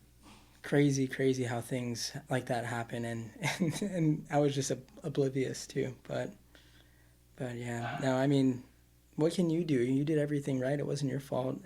If anything, my own perspective, they should have been watching the kids more. Kids can get scooped up by anybody, especially at a school. But I just walked my happy ass on the yellow bus. I was. But it's weird how you don't know how you're going to react in certain... You think you're going to lose it and you're not going to take control. But when it's your kids, you react, and you react correctly and timely. And eventually it hits you. You fall apart once it's all okay. But, and me, I always feel I don't know how to handle pressure. I can't, I won't know how to respond or do things right. No, you do things right when it comes to your kids. It's crazy how you adapt. But all right, so to kind of move back a little bit, and you don't have to tell this one for long, but I did want to ask you about this story. You got lost skiing, and I remember you told me a long time ago, and the story is just crazy. So tell me about getting lost skiing. So that was in New York. That was right before we moved to California. We had some friends that were going to go on the ski trip, and they invited us. So we said, sure, let's go. So we were all, I had never skied before. We were excited to go. And then last minute, they bailed. For some reason or another, it fell apart, and we decided, you know what, let's go anyway, because we're going to be leaving New York. So we went. I remember getting there and getting all the gear on, and there was a group that we were following that was taking us through. But it being our first time, we started falling behind. And they had told us... What state was this? This was in New York. You guys were skiing in New York? In New York, in mountains, upstate New York. Okay. I don't know why I thought Vermont for some reason. Yeah, no. It was in New York, but I think it was upstate where there's mountains. And we noticed they had mentioned that the trails were being worked on. They were redoing all the trails. So we started with the group, and we were okay at first, and then before you know it, I kept falling, and then by the time I get up, so we started getting further and further away from the group. So we continued and went on, and we were having fun. We kind of lost track of time and the fact that we had lost the group, but we kept going. Next thing you know, we're not seeing anyone. When we realized, and it was getting late, and we were getting hungry, and then it was like, oh my God, where are we? And then we were lost in those trails. I mean, lost. There was nobody around. every trail that was pointing one way was twisted another way, and you could just tell we weren't following anything that made sense. Everything had been like redone.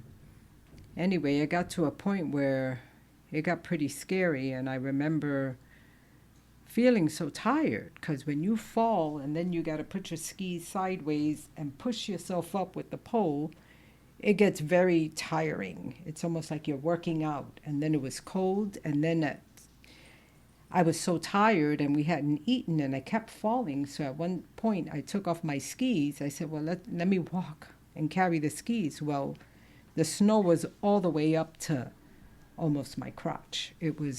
My legs went all the way into the snow, and it was almost to my crotch area. So there was no way. So I had to keep the skis on to keep going. And there was a point where your dad started yelling for help. He started yelling, help, help. And I remember feeling and seeing my whole life flash before me. Like I started thinking about who's going to take care of my girls, who's going to, maybe Rosa Julia, my mother-in-law, will take good care of them. And I just thought, I knew we weren't going to make it. It was just, or I felt like we weren't going to make it. And then we just kept going, and at one point, all of a sudden, out of nowhere, we see this couple. They're hiking. So they're walking, and, they see us, and we told them that, we lost, where's the trail? So they said, you're on the other side. We were like on the other side of the mountain. Where we left the ski lodge was way on the opposite end. So they said, follow us, we'll get you out. So we started following them, and then we started losing them. Like they started walking and we couldn't keep up. And now we're getting desperate again. I remember feeling that sense of, oh my God, here we go again. We don't see them. We can't keep up. And then all of a sudden we saw lights, like a vehicle. It was rangers. They flashed the lights, and then we followed the light. And then the ranger took us all the way to the other side. We were on the other side of the mountain. Our shoes were the last ones left. There was nobody else left at the lodge.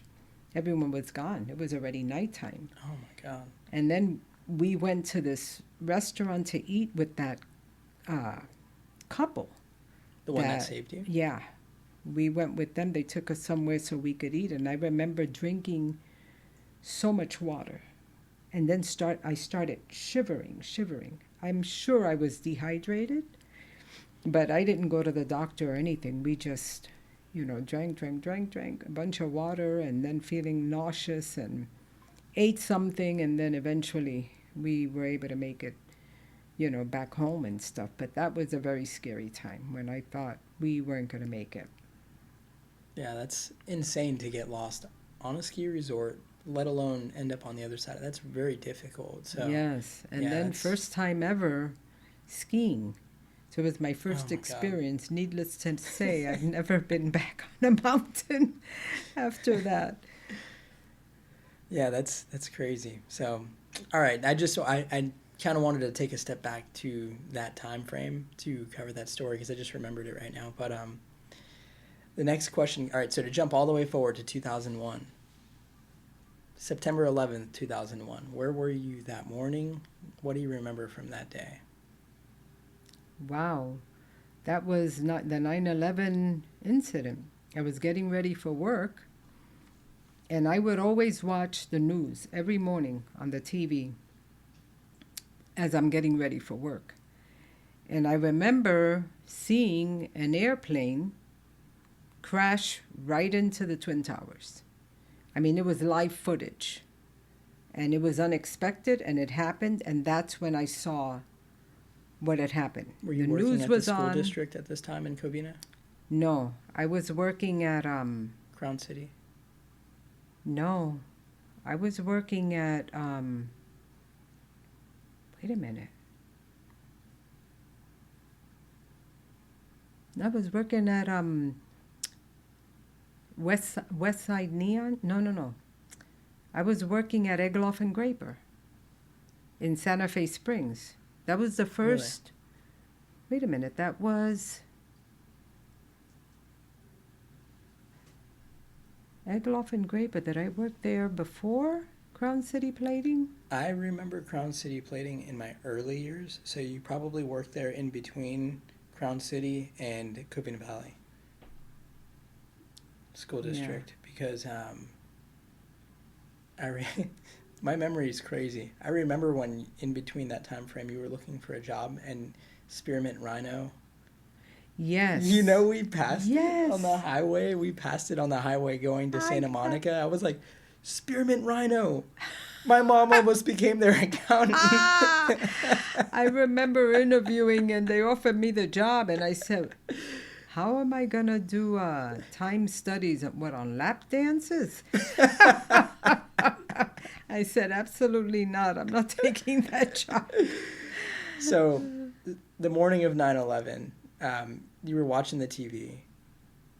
Watching what do the you remember of the TV, day? getting ready for work, and I remember seeing that, and it was like a haze. It was such a strange day for me. Driving to work, it was just like I was like in a cloud. Like I felt like it was almost like the day the earth stood still. It was that eerie type of feeling all day, all day. I remember I got to work and people put the television on because we didn't know what had happened. Is it terrorism? Is it? Yeah, it was a big, big thing. No, I think I was at Crown City Plating at that time. I remember vividly being at home and seeing it on the TV and knowing that I was getting ready for work and seeing what happened. But it was a blur. Yeah, I remember seeing it happen, and then I went to go start getting ready for school, and then the second plane crashed into the towers after that, and then one hit the Pentagon, and that's when Pa was like, we're under attack. I remember him loading his gun, and I remember him telling me, you're not going to school. And then I don't remember what happened in between there, but like an hour later, I remember being at school. So, it's just crazy to think of everything that happened that day. It's just a huge event. You know, kids these days, like kids that were born in 2010, I think, I forgot the statistic, but it's a historical event they read about now in books, and it's in the crazy to think we history lived through it. books. So, but It's like COVID. COVID will go down in history. Yeah. It'll be in the history books for our children, Crazy. the grandchildren, to read about. crazy. The day Florida closed for 13 days and then the gyms were back open. I remember going to Waffle House, and the Waffle House cooks were like, it's all bullshit anyway, man. You could just sit down and hang out. We were on the Touch Tunes. It was like the only place you could hang out was Waffle House. They didn't care. I remember that when you were there. It was like, we're that going to go was hang out at also Waffle House. kind of an eerie time, wouldn't you say COVID was? It was. It was just, to me, it was very, I remember being in the supermarkets at the time, and I was with Lopez, and he was like putting his hands on the thing, looking over the railing. I'm like, bro, don't touch that. Other people can touch that. I mean, it's just, I remember taking it so serious. And then I remember after a little while, and then after they started really pushing the vaccine and all that, like heavily, it put such a bad taste in my mouth. It was just like, screw it. And then I got COVID, and it was like nothing. And I don't know. It was a weird time, but being in Florida, everything was open right away. Mm-hmm. 2 weeks. That's all we had closed down. I remember little Teddy sending me a video of downtown Los Angeles empty. And it had been like months. And I was like, you can go to the club out here right now if you want to. And there's nothing that's... It was kind of a fun time because Ken and I didn't stop doing stuff. The only thing I stopped doing was going to the gym because I used to go to the wellness center, and I stopped going there. I think they closed it too for a while. So we started getting into bike riding, but we went to the movie theater. There was nobody. There was like maybe 4 people in the movie theater because people were afraid to go out. We'd go out to eat. We'd go to the movies. It was kind of nice because you didn't have the crowds of people. You It know, was so a we break didn't from stop. reality for a lot of people. Yeah, and I didn't want the COVID vaccine either. What made me break down and take it was my COVID grandbabies. They were COVID born grandbabies. during COVID. Yeah. Uh, Cameron was born March of 2020 when it Wow, was right at at the its beginning. the highest peak. When it That's was when just Caitlin moved to Florida. yeah. Yes, yeah. But yeah, just weird times. I will say it's just for a while there, I think in a weird way it was healthy for people. People who were just too obsessed with work, too, their whole life, the whole life is their job. Everybody took a break. People picked up hobbies. People had time off. People got to spend time with their loved ones at home. Everything was just, you can't go here, you can't go there, you're going to be home. And I don't know. Remote work was Mm-hmm. introduced. Lots of babies were born after COVID. Mm-hmm. And the remote work, that wasn't a thing.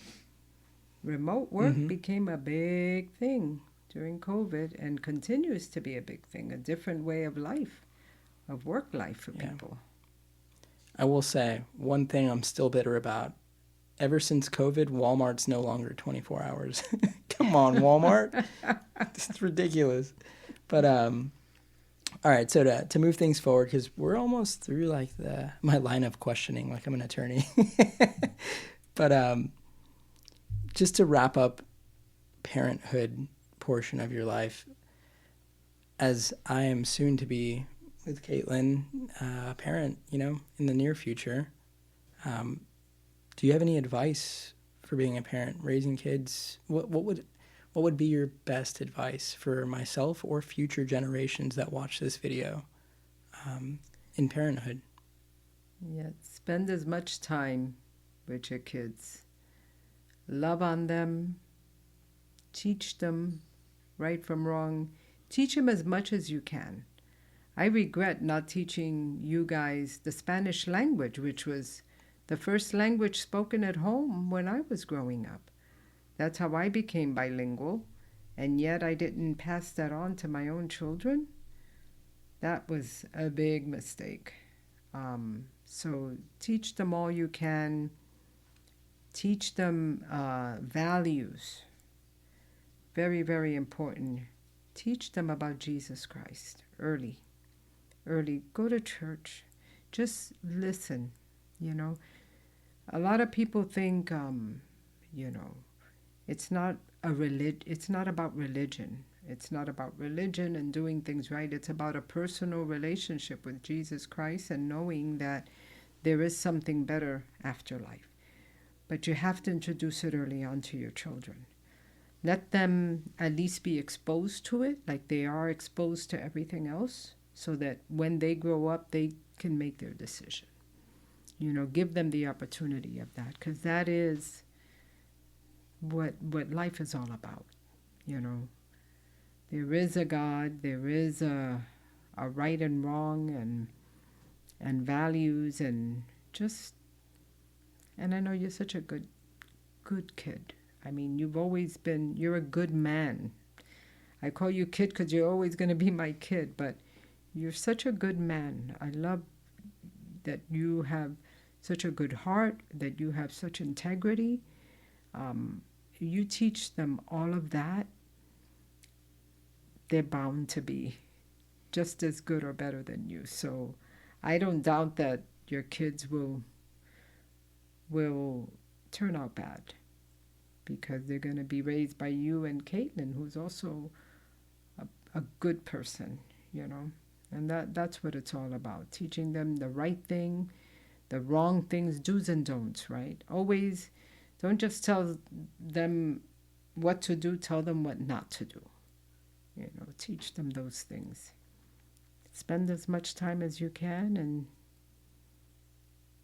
stay close. Give them love, show them love. Things can wait. Life goes by so fast. So fast. I can't believe here I'm 65 years old. Where has time gone?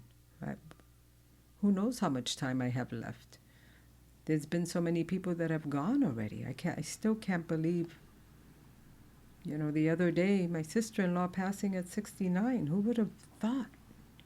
You know, you just don't know. Life is so valuable, and it can be cut so short sometimes. So make the best of it. Stop and smell the roses.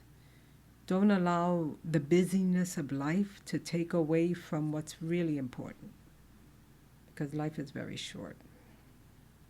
Yeah, if they can pick up Caitlin's heart and goodness, they're going to be great, because she's just going to be such an amazing mom. I can really, really honestly say that. I can tell. I believe that too. You guys are sweet. I believe that Caitlin's too. over here in the background Blushing. blushing.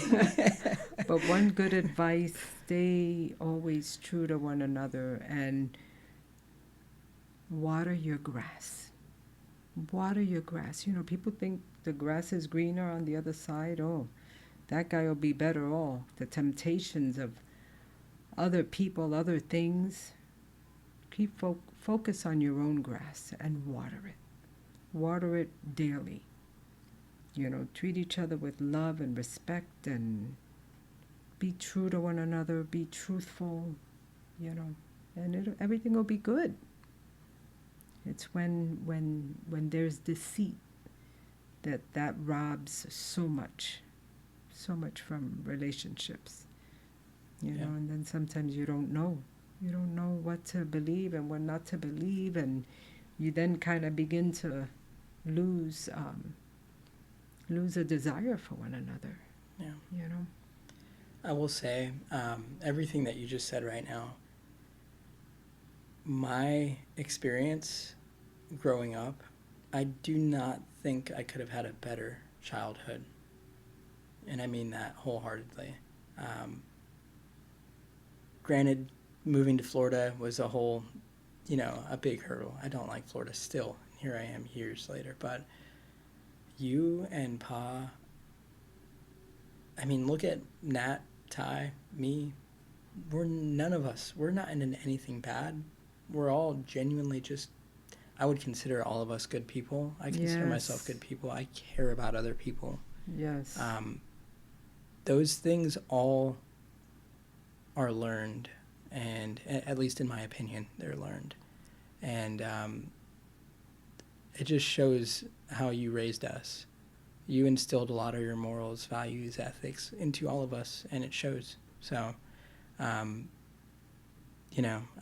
thankful for that. I'm thankful for everything you gave us growing up. I couldn't ask for anything better. I had the best childhood, especially growing up in California. I just loved it out there. But thank you for sharing that. That really, really Caitlin said it too. Feel good. She's always said, you, Nat, and Ty can just tell your parents raised good people. Yeah. But we made our own mistakes in our relationship, but we never let it hinder, bringing you guys up. And this is why, even at the end, with so much betrayal and so much indifference and so much hatred, because it got to a point when you're betrayed that eventually you have this hatred. But I remember feeling when my daughter, I won't name which one, it was Natalie, I'll name it, what the heck. She didn't want anything to do with your dad. And it was like a punch in my gut. I was like, wait a minute. What happened between your dad and I is our problem. Your dad was a good dad. So you continue to have your relationship with your father. Do not let what happened between us take that away. I will not allow you to take that away. You continue to have a relationship with your dad because he was a good dad, and I'll never take that from him.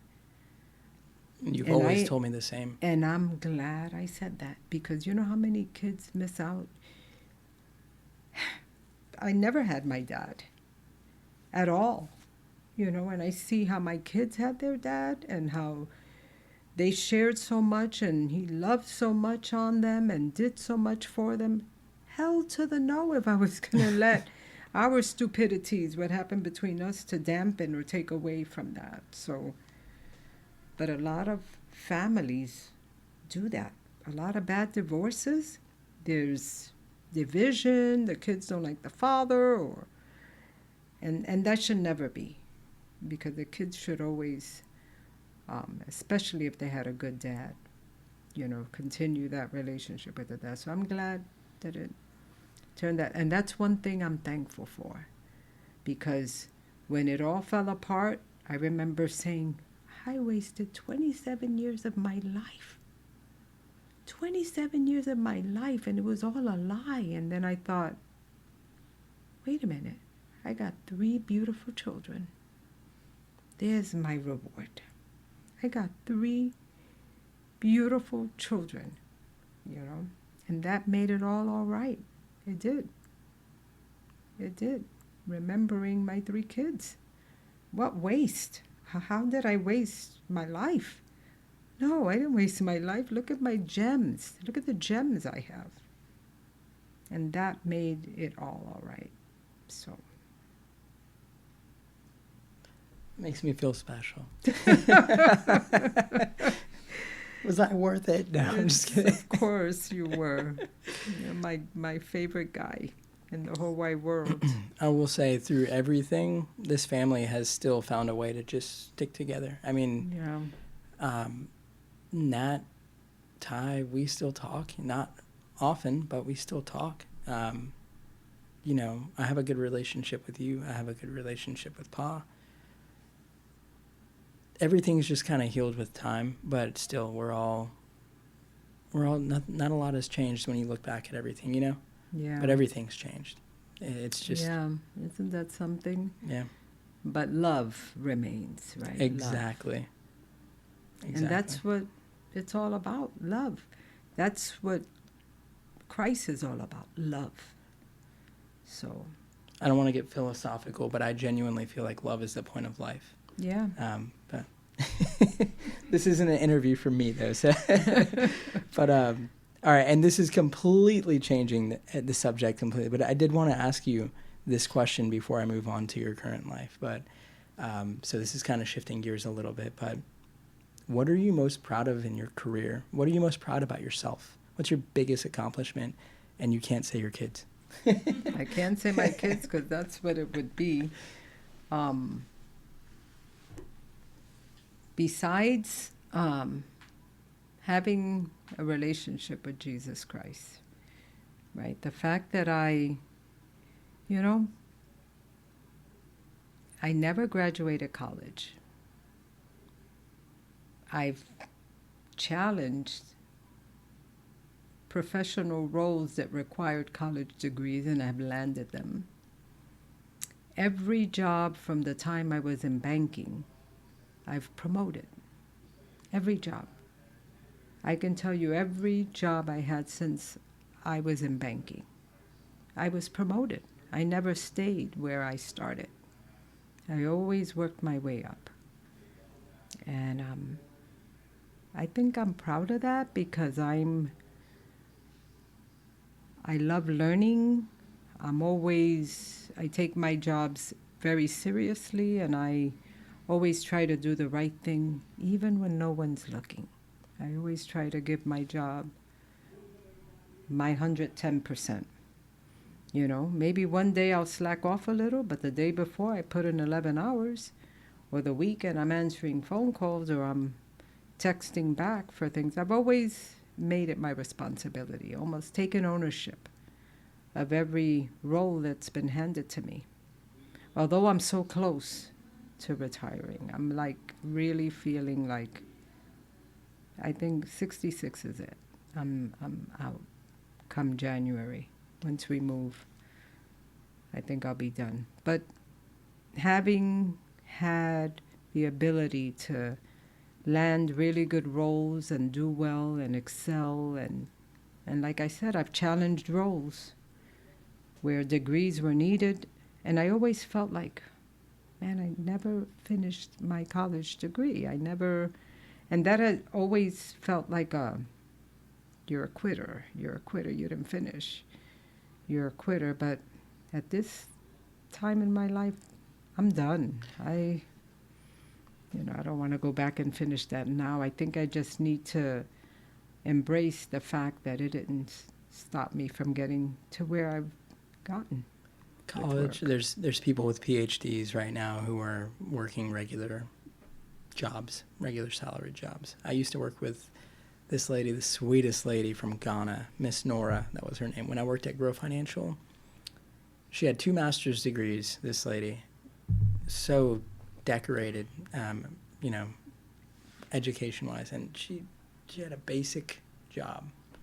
And it's the story for so many people, and especially nowadays, there's just this whole, college really doesn't get you far unless you're in a specific field, certain maybe STEM career fields or something like that. But yeah, I mean, college doesn't dictate where you end up. And for me, I mean, I don't regret going, not finishing college. But I don't know. It shows your work ethic and everything. Again, it shows, and I feel like you get that from your mom. You have to.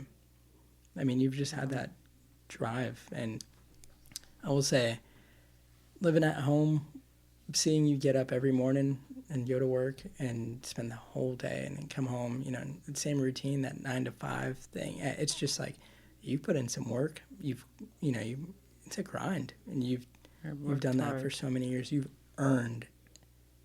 really earned everything that you own. Everything. You've earned it, like hand over fist earned it. It's just, I worked hard. Yeah. I've never gotten anything given to me. Nothing's been handed to me. Yeah. I've worked for everything I've had, or I have. So what would you say, all right, now that you're coming up on retirement, once you're done, I guess this is kind of a twofold question. What would you say your life passion is, and what do you plan on doing? Maybe not for work, but what do you plan on doing in retirement? I want to travel. I want to play more pickleball. I want to go to the gym more regularly. I want to volunteer. Maybe go. I've always thought of going to these rehab or nursing home facilities. There's so many people there that, because I remember when Mom was in rehab, there were women there that they were sit all alone every day. And I'd come every day to have dinner with Mom, and I'd see so many of them alone and no one with them. And I always thought, one day when I retire, I'd like to come and paint their nails or fix their hair, put makeup on them, bring them, little crossword puzzles or word finds, things like that. Just like visit with them. And when I have time, I'd like to do that. And I also want to volunteer at church. I want to serve at my church. I could see you doing that. I know you were you were active in the choir for a while. Mm-hmm. And you used to sing as a kid. I loved singing as a kid, and yeah. There's a lot in praise and worship that goes on. I mean, I could definitely see that. But I could see you in praise and worship playing a guitar too. In fact, I could see Caitlin too playing the bass. She's actually a great singer. She doesn't sing often, but she's an excellent singer. Who knew? And she plays drums really well too. It's I didn't know Caitlin sang. We gotta go karaokeing. What's up? We gotta go sing that. So we're getting close to wrapping this up, but there's a few things I definitely have wanted to ask you, and it's all about your current life. But what would you say now, at this point in your life, brings you the most joy? What makes you most happy? My grandkids. I could have guessed it. My grandkids. I so look forward to when I can see them and spend some time with them and take them to school. I look forward to little redhead baby. I do. I look forward to that, and I pray to God that you guys stick around here, that you don't decide to go elsewhere and live. You know, that would leave me with nobody here, no grandbabies.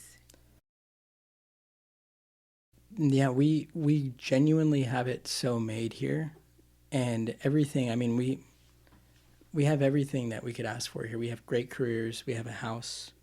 I mean, we have vehicles. We just have a good life here. I don't know. Who knows what will happen? I know we both dislike Florida, but yeah, you never know what can happen. There's a lot that's going to happen with our wedding coming up too, and things may just completely change when we have kids too. You never know. We do live in a great school district. This is I think in all of Pasco County, this school district here for elementary is like one of the tops. So, I mean, there are big positives to living here. Yeah, we live in a good place. Caitlin fell in love with California though, and I love it out there too. So, I don't know. That's home to me, and I feel like it always will be home. I just love it there so much.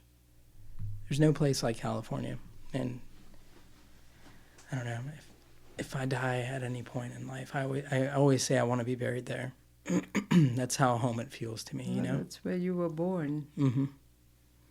But, so let me get forward here because I know the camera dying kind of threw me off a little bit, but we're almost done here. I wanted to ask you a couple last questions. If any, what changes would you make about your current life? If I could, I would move back to California if I knew there was a way that I could afford to live there. I would, just to be close to my grandkids and my kids and the rest of my family. I mean, I'm aging. I don't know how much time I have left in life. So I would like to at least be close to my immediate family in the years I have left. But right now, I don't know. I don't. It's a big change. Yeah, I couldn't afford it to live there. You know, I just couldn't. Yeah. No, I mean, I get it. It's very expensive. You have a house that's, you know, a beautiful house here and you own it outright. I mean, it's just, there's so much you have here. I like living here. I enjoy the community I'm at. I feel safe. I have good neighbors. I have a good husband.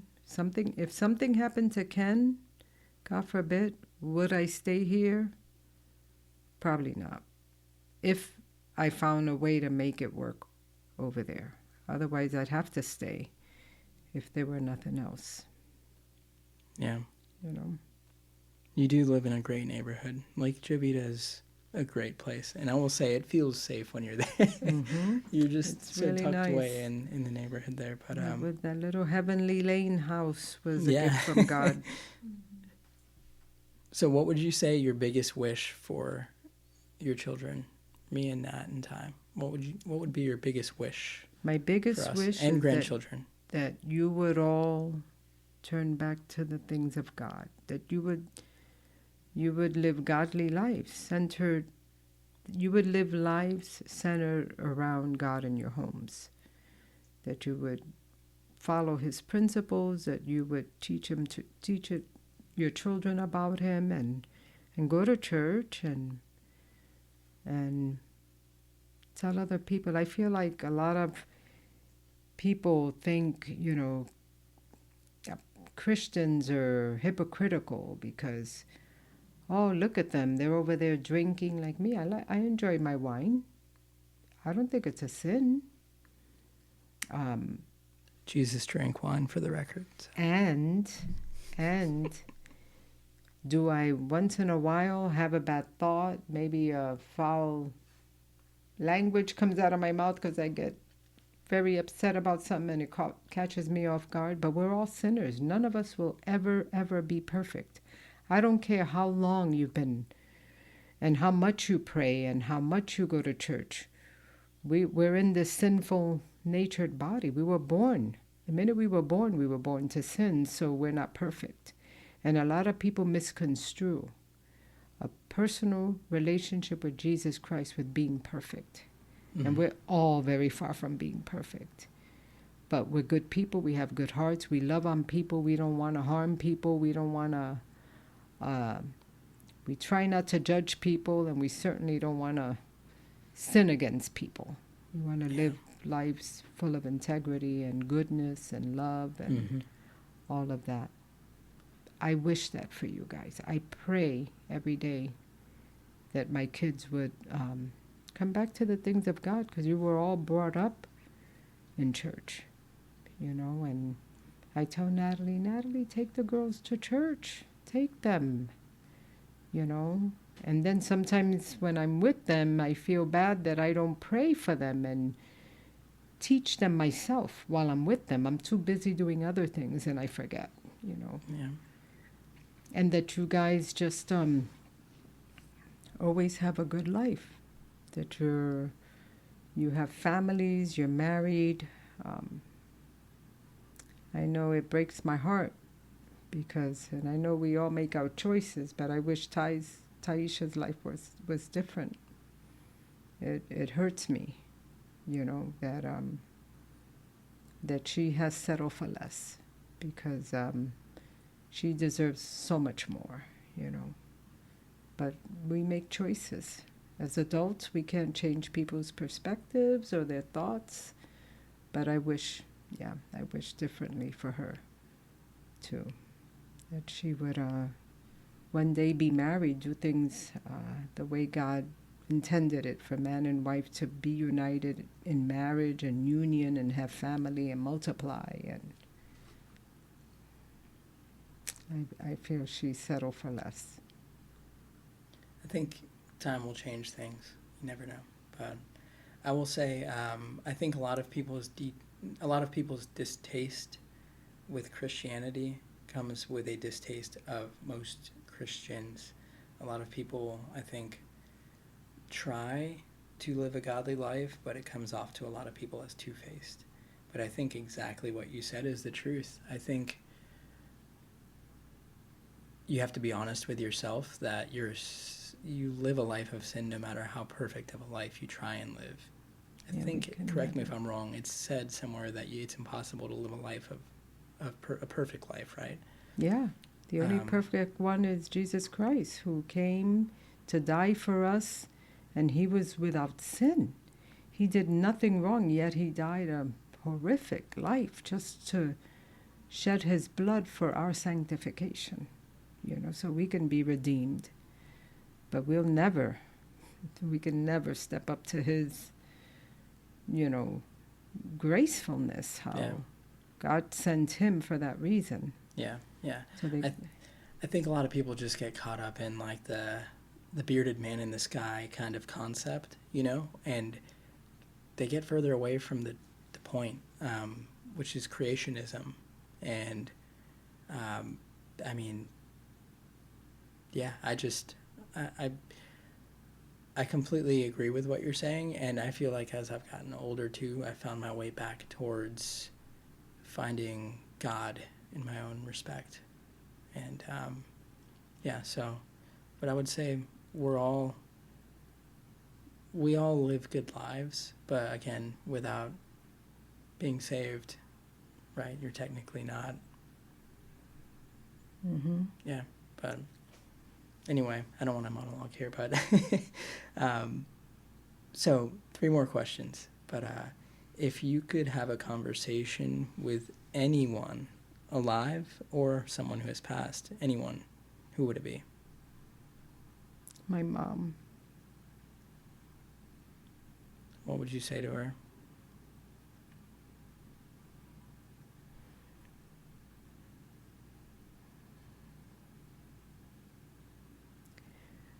I would tell her I'm sorry if I ever hurt you.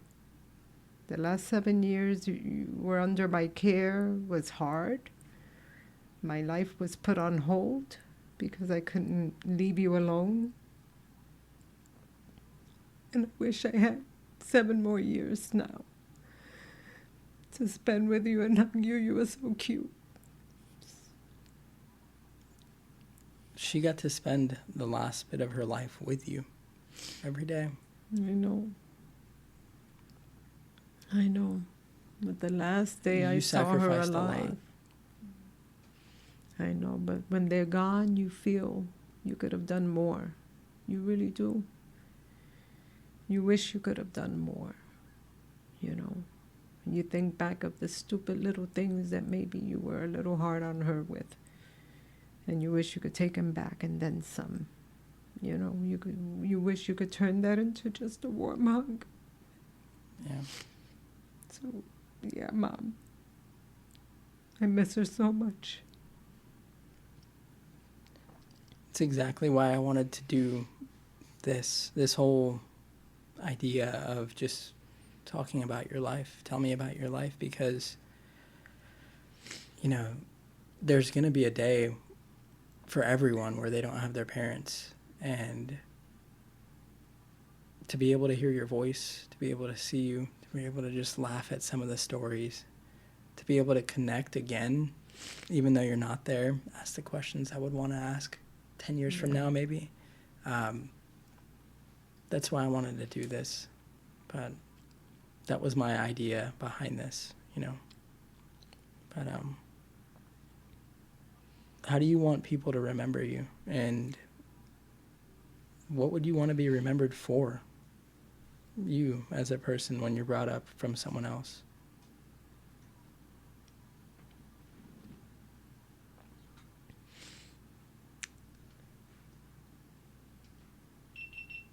That I was just a simple woman brought up in a half-loved life that did the best I could. Half-loved because I didn't have a father. Although my mother, I feel, was Mom and Dad. I remember never celebrating Father's Day or wishing my dad a happy Father's Day because it was Mom who needed that celebration. So, just that I did the best I could, and if I ever hurt anyone or made them feel offended, I'm sorry. You know, I would want to apologize for any offense that I've ever had caused anybody, because it would not be, I'm sure it wasn't my intention, because it's not who I am. I want to live a simple life of love and care and of servitude. I love serving people. I love entertaining people in my home, making them feel good, doing for them.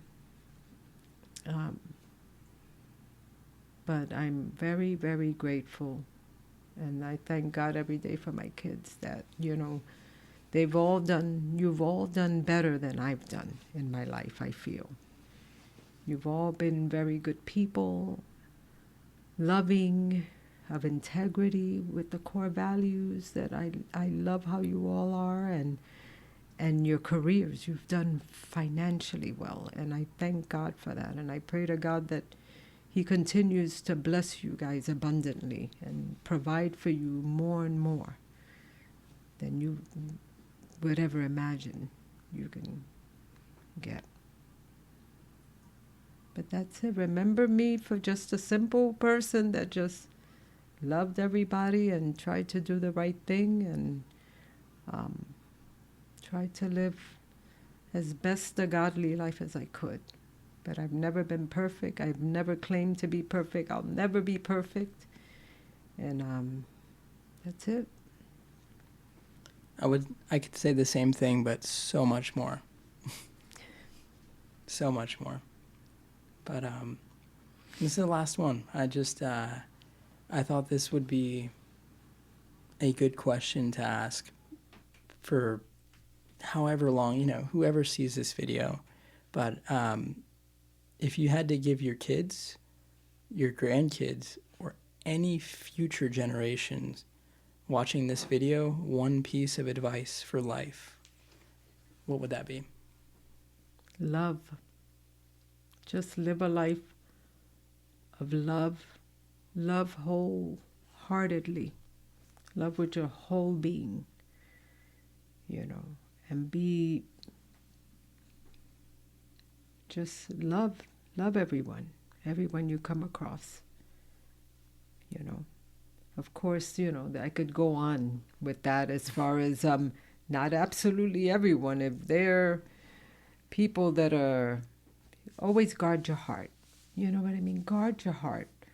Because even the Bible speaks of guarding our hearts. We don't ever want to expose our hearts to someone that's going to crush it or tear it down, right? You want to love and know that it's healthy, that it's coming right back, So, but love and be good and live a life of integrity. And first and foremost, love the Lord Jesus more than anything. And his love will flow through you so that you can love others because of the price he paid for you. I love that. I feel like as this has progressed, I guess, we're at a little over 2 hours now. It's crazy. But as this has progressed, I genuinely have learned so much about you I didn't know. That I never would have known. And I wish we had 5 more hours. I know, right? But it is funny to me how all these questions, your answers have literally made me realize how alike we are. We hold so many of the same core values. It's crazy. I just never realized how much we had in common. Emotionally, whatever you want to call it, until right now. Wow. I love that. I'm glad to hear that. I'm glad a good apple fell off my tree. I would say you had 3 good apples that fell off your tree. But I love you, Mom. I'm so grateful, so thankful for everything, to have you in my life, to have you so close by. To be able to do this with you on a Saturday night, and it means a lot to me, and I look forward to having you in my future as long as I can. Love you. Well, I love you more. I'm gonna bust out the tissues over here. And I'm really thankful to God that you are 10 minutes from me. I know, you and it's Caitlin. crazy. And I look 5 minutes to the front of the neighborhood, another 10 years to the end of to the back of your neighborhood. I look forward to what's to come. I agree. November 1st, beautiful wedding, and then we have so much to look forward to in our family. We really do. God. The wedding, for us, our honeymoon is going to be awesome. I can't wait. Wow. I've only been to Colorado on a layover. I've never experienced Colorado. It's going to really be great. And for 2 people, Caitlin and myself, who love the mountains, we love snowboarding, we love the cold. I just think Perfect. it's not the perfect honeymoon place for you. It's not the Alps, but it'll do for now. No, I don't want you up in those Alps. It's too high. Well, this just about wraps it up. Is there anything else that you feel that's on your mind, on your heart, that you want to say before this ends? I love you so much, my son, my one and only son, like I said, my favorite guy in the whole wide world is you. And I think this is such a great thing that you're doing to save a legacy of your parents. I think, had I thought about this, my God, how we could have captured Mom and my dad or other people just to find out about their lives. I didn't know my dad. And I know my mom went through so much, and I've heard of a lot of things, but I know that there are so many things I didn't know about. And you know what? Even recipes, I wish I could have captured wow. from Yeah. my mom. Yeah, no joke. That's a I good one. remember her sitting by the kitchen table in Wesley Chapel when she lived with me and telling me, add this and add that to Thanksgiving bread pudding that I was making, that she always made so good. And she would say, nope, add just a pinch of this and some of that. And she sat there and just sat on her little walker and talked me through how to make bread pudding. Why didn't I put that on paper? The busyness of Yeah. life. So slow down and take the time to do what's really important. Yeah. You know, Yeah. and this is something that's really important, what you've done here tonight. So And I can only hope that it inspires anybody else, like anybody who watches this, to do the same. It can be on an iPhone and just, it may not be like this extra setup that we have over here. But, it could be on an iPhone and just... This is top level professional stuff here, I must say. I said this off camera earlier, but I'll say it again just for the camera, but just so it's documented. But this whole idea came from my dad, who had a 15 to 20 second recording of my grandfather playing guitar and singing for like 15 seconds, 20 seconds. And my dad broke into tears hearing that. And it just made me think, that recording is all he had of his dad. And I thought of something like this. And, we have just every question I could ever think of to ask you. And I tried to ask you on this, and to have your voice and to laugh at old stories and just kind of connect with you in the future again when I watch this is what I wanted out of this. So I just hope it does inspire other people to do the same with their family. What a great and their thing. loved ones. So, but yeah, that wraps it up. We're at almost 2.5 hours. Damn. You are such a smart young man, and I love you, and I'm so proud of you for even thinking of doing something like this. I wonder if you can patent this idea. No, this is just a podcast. If anybody had the patent on it, I'd say it's Joe Rogan. All right, well, love you, Mom. I love Good you night. more, son. God bless you. Good night, everybody.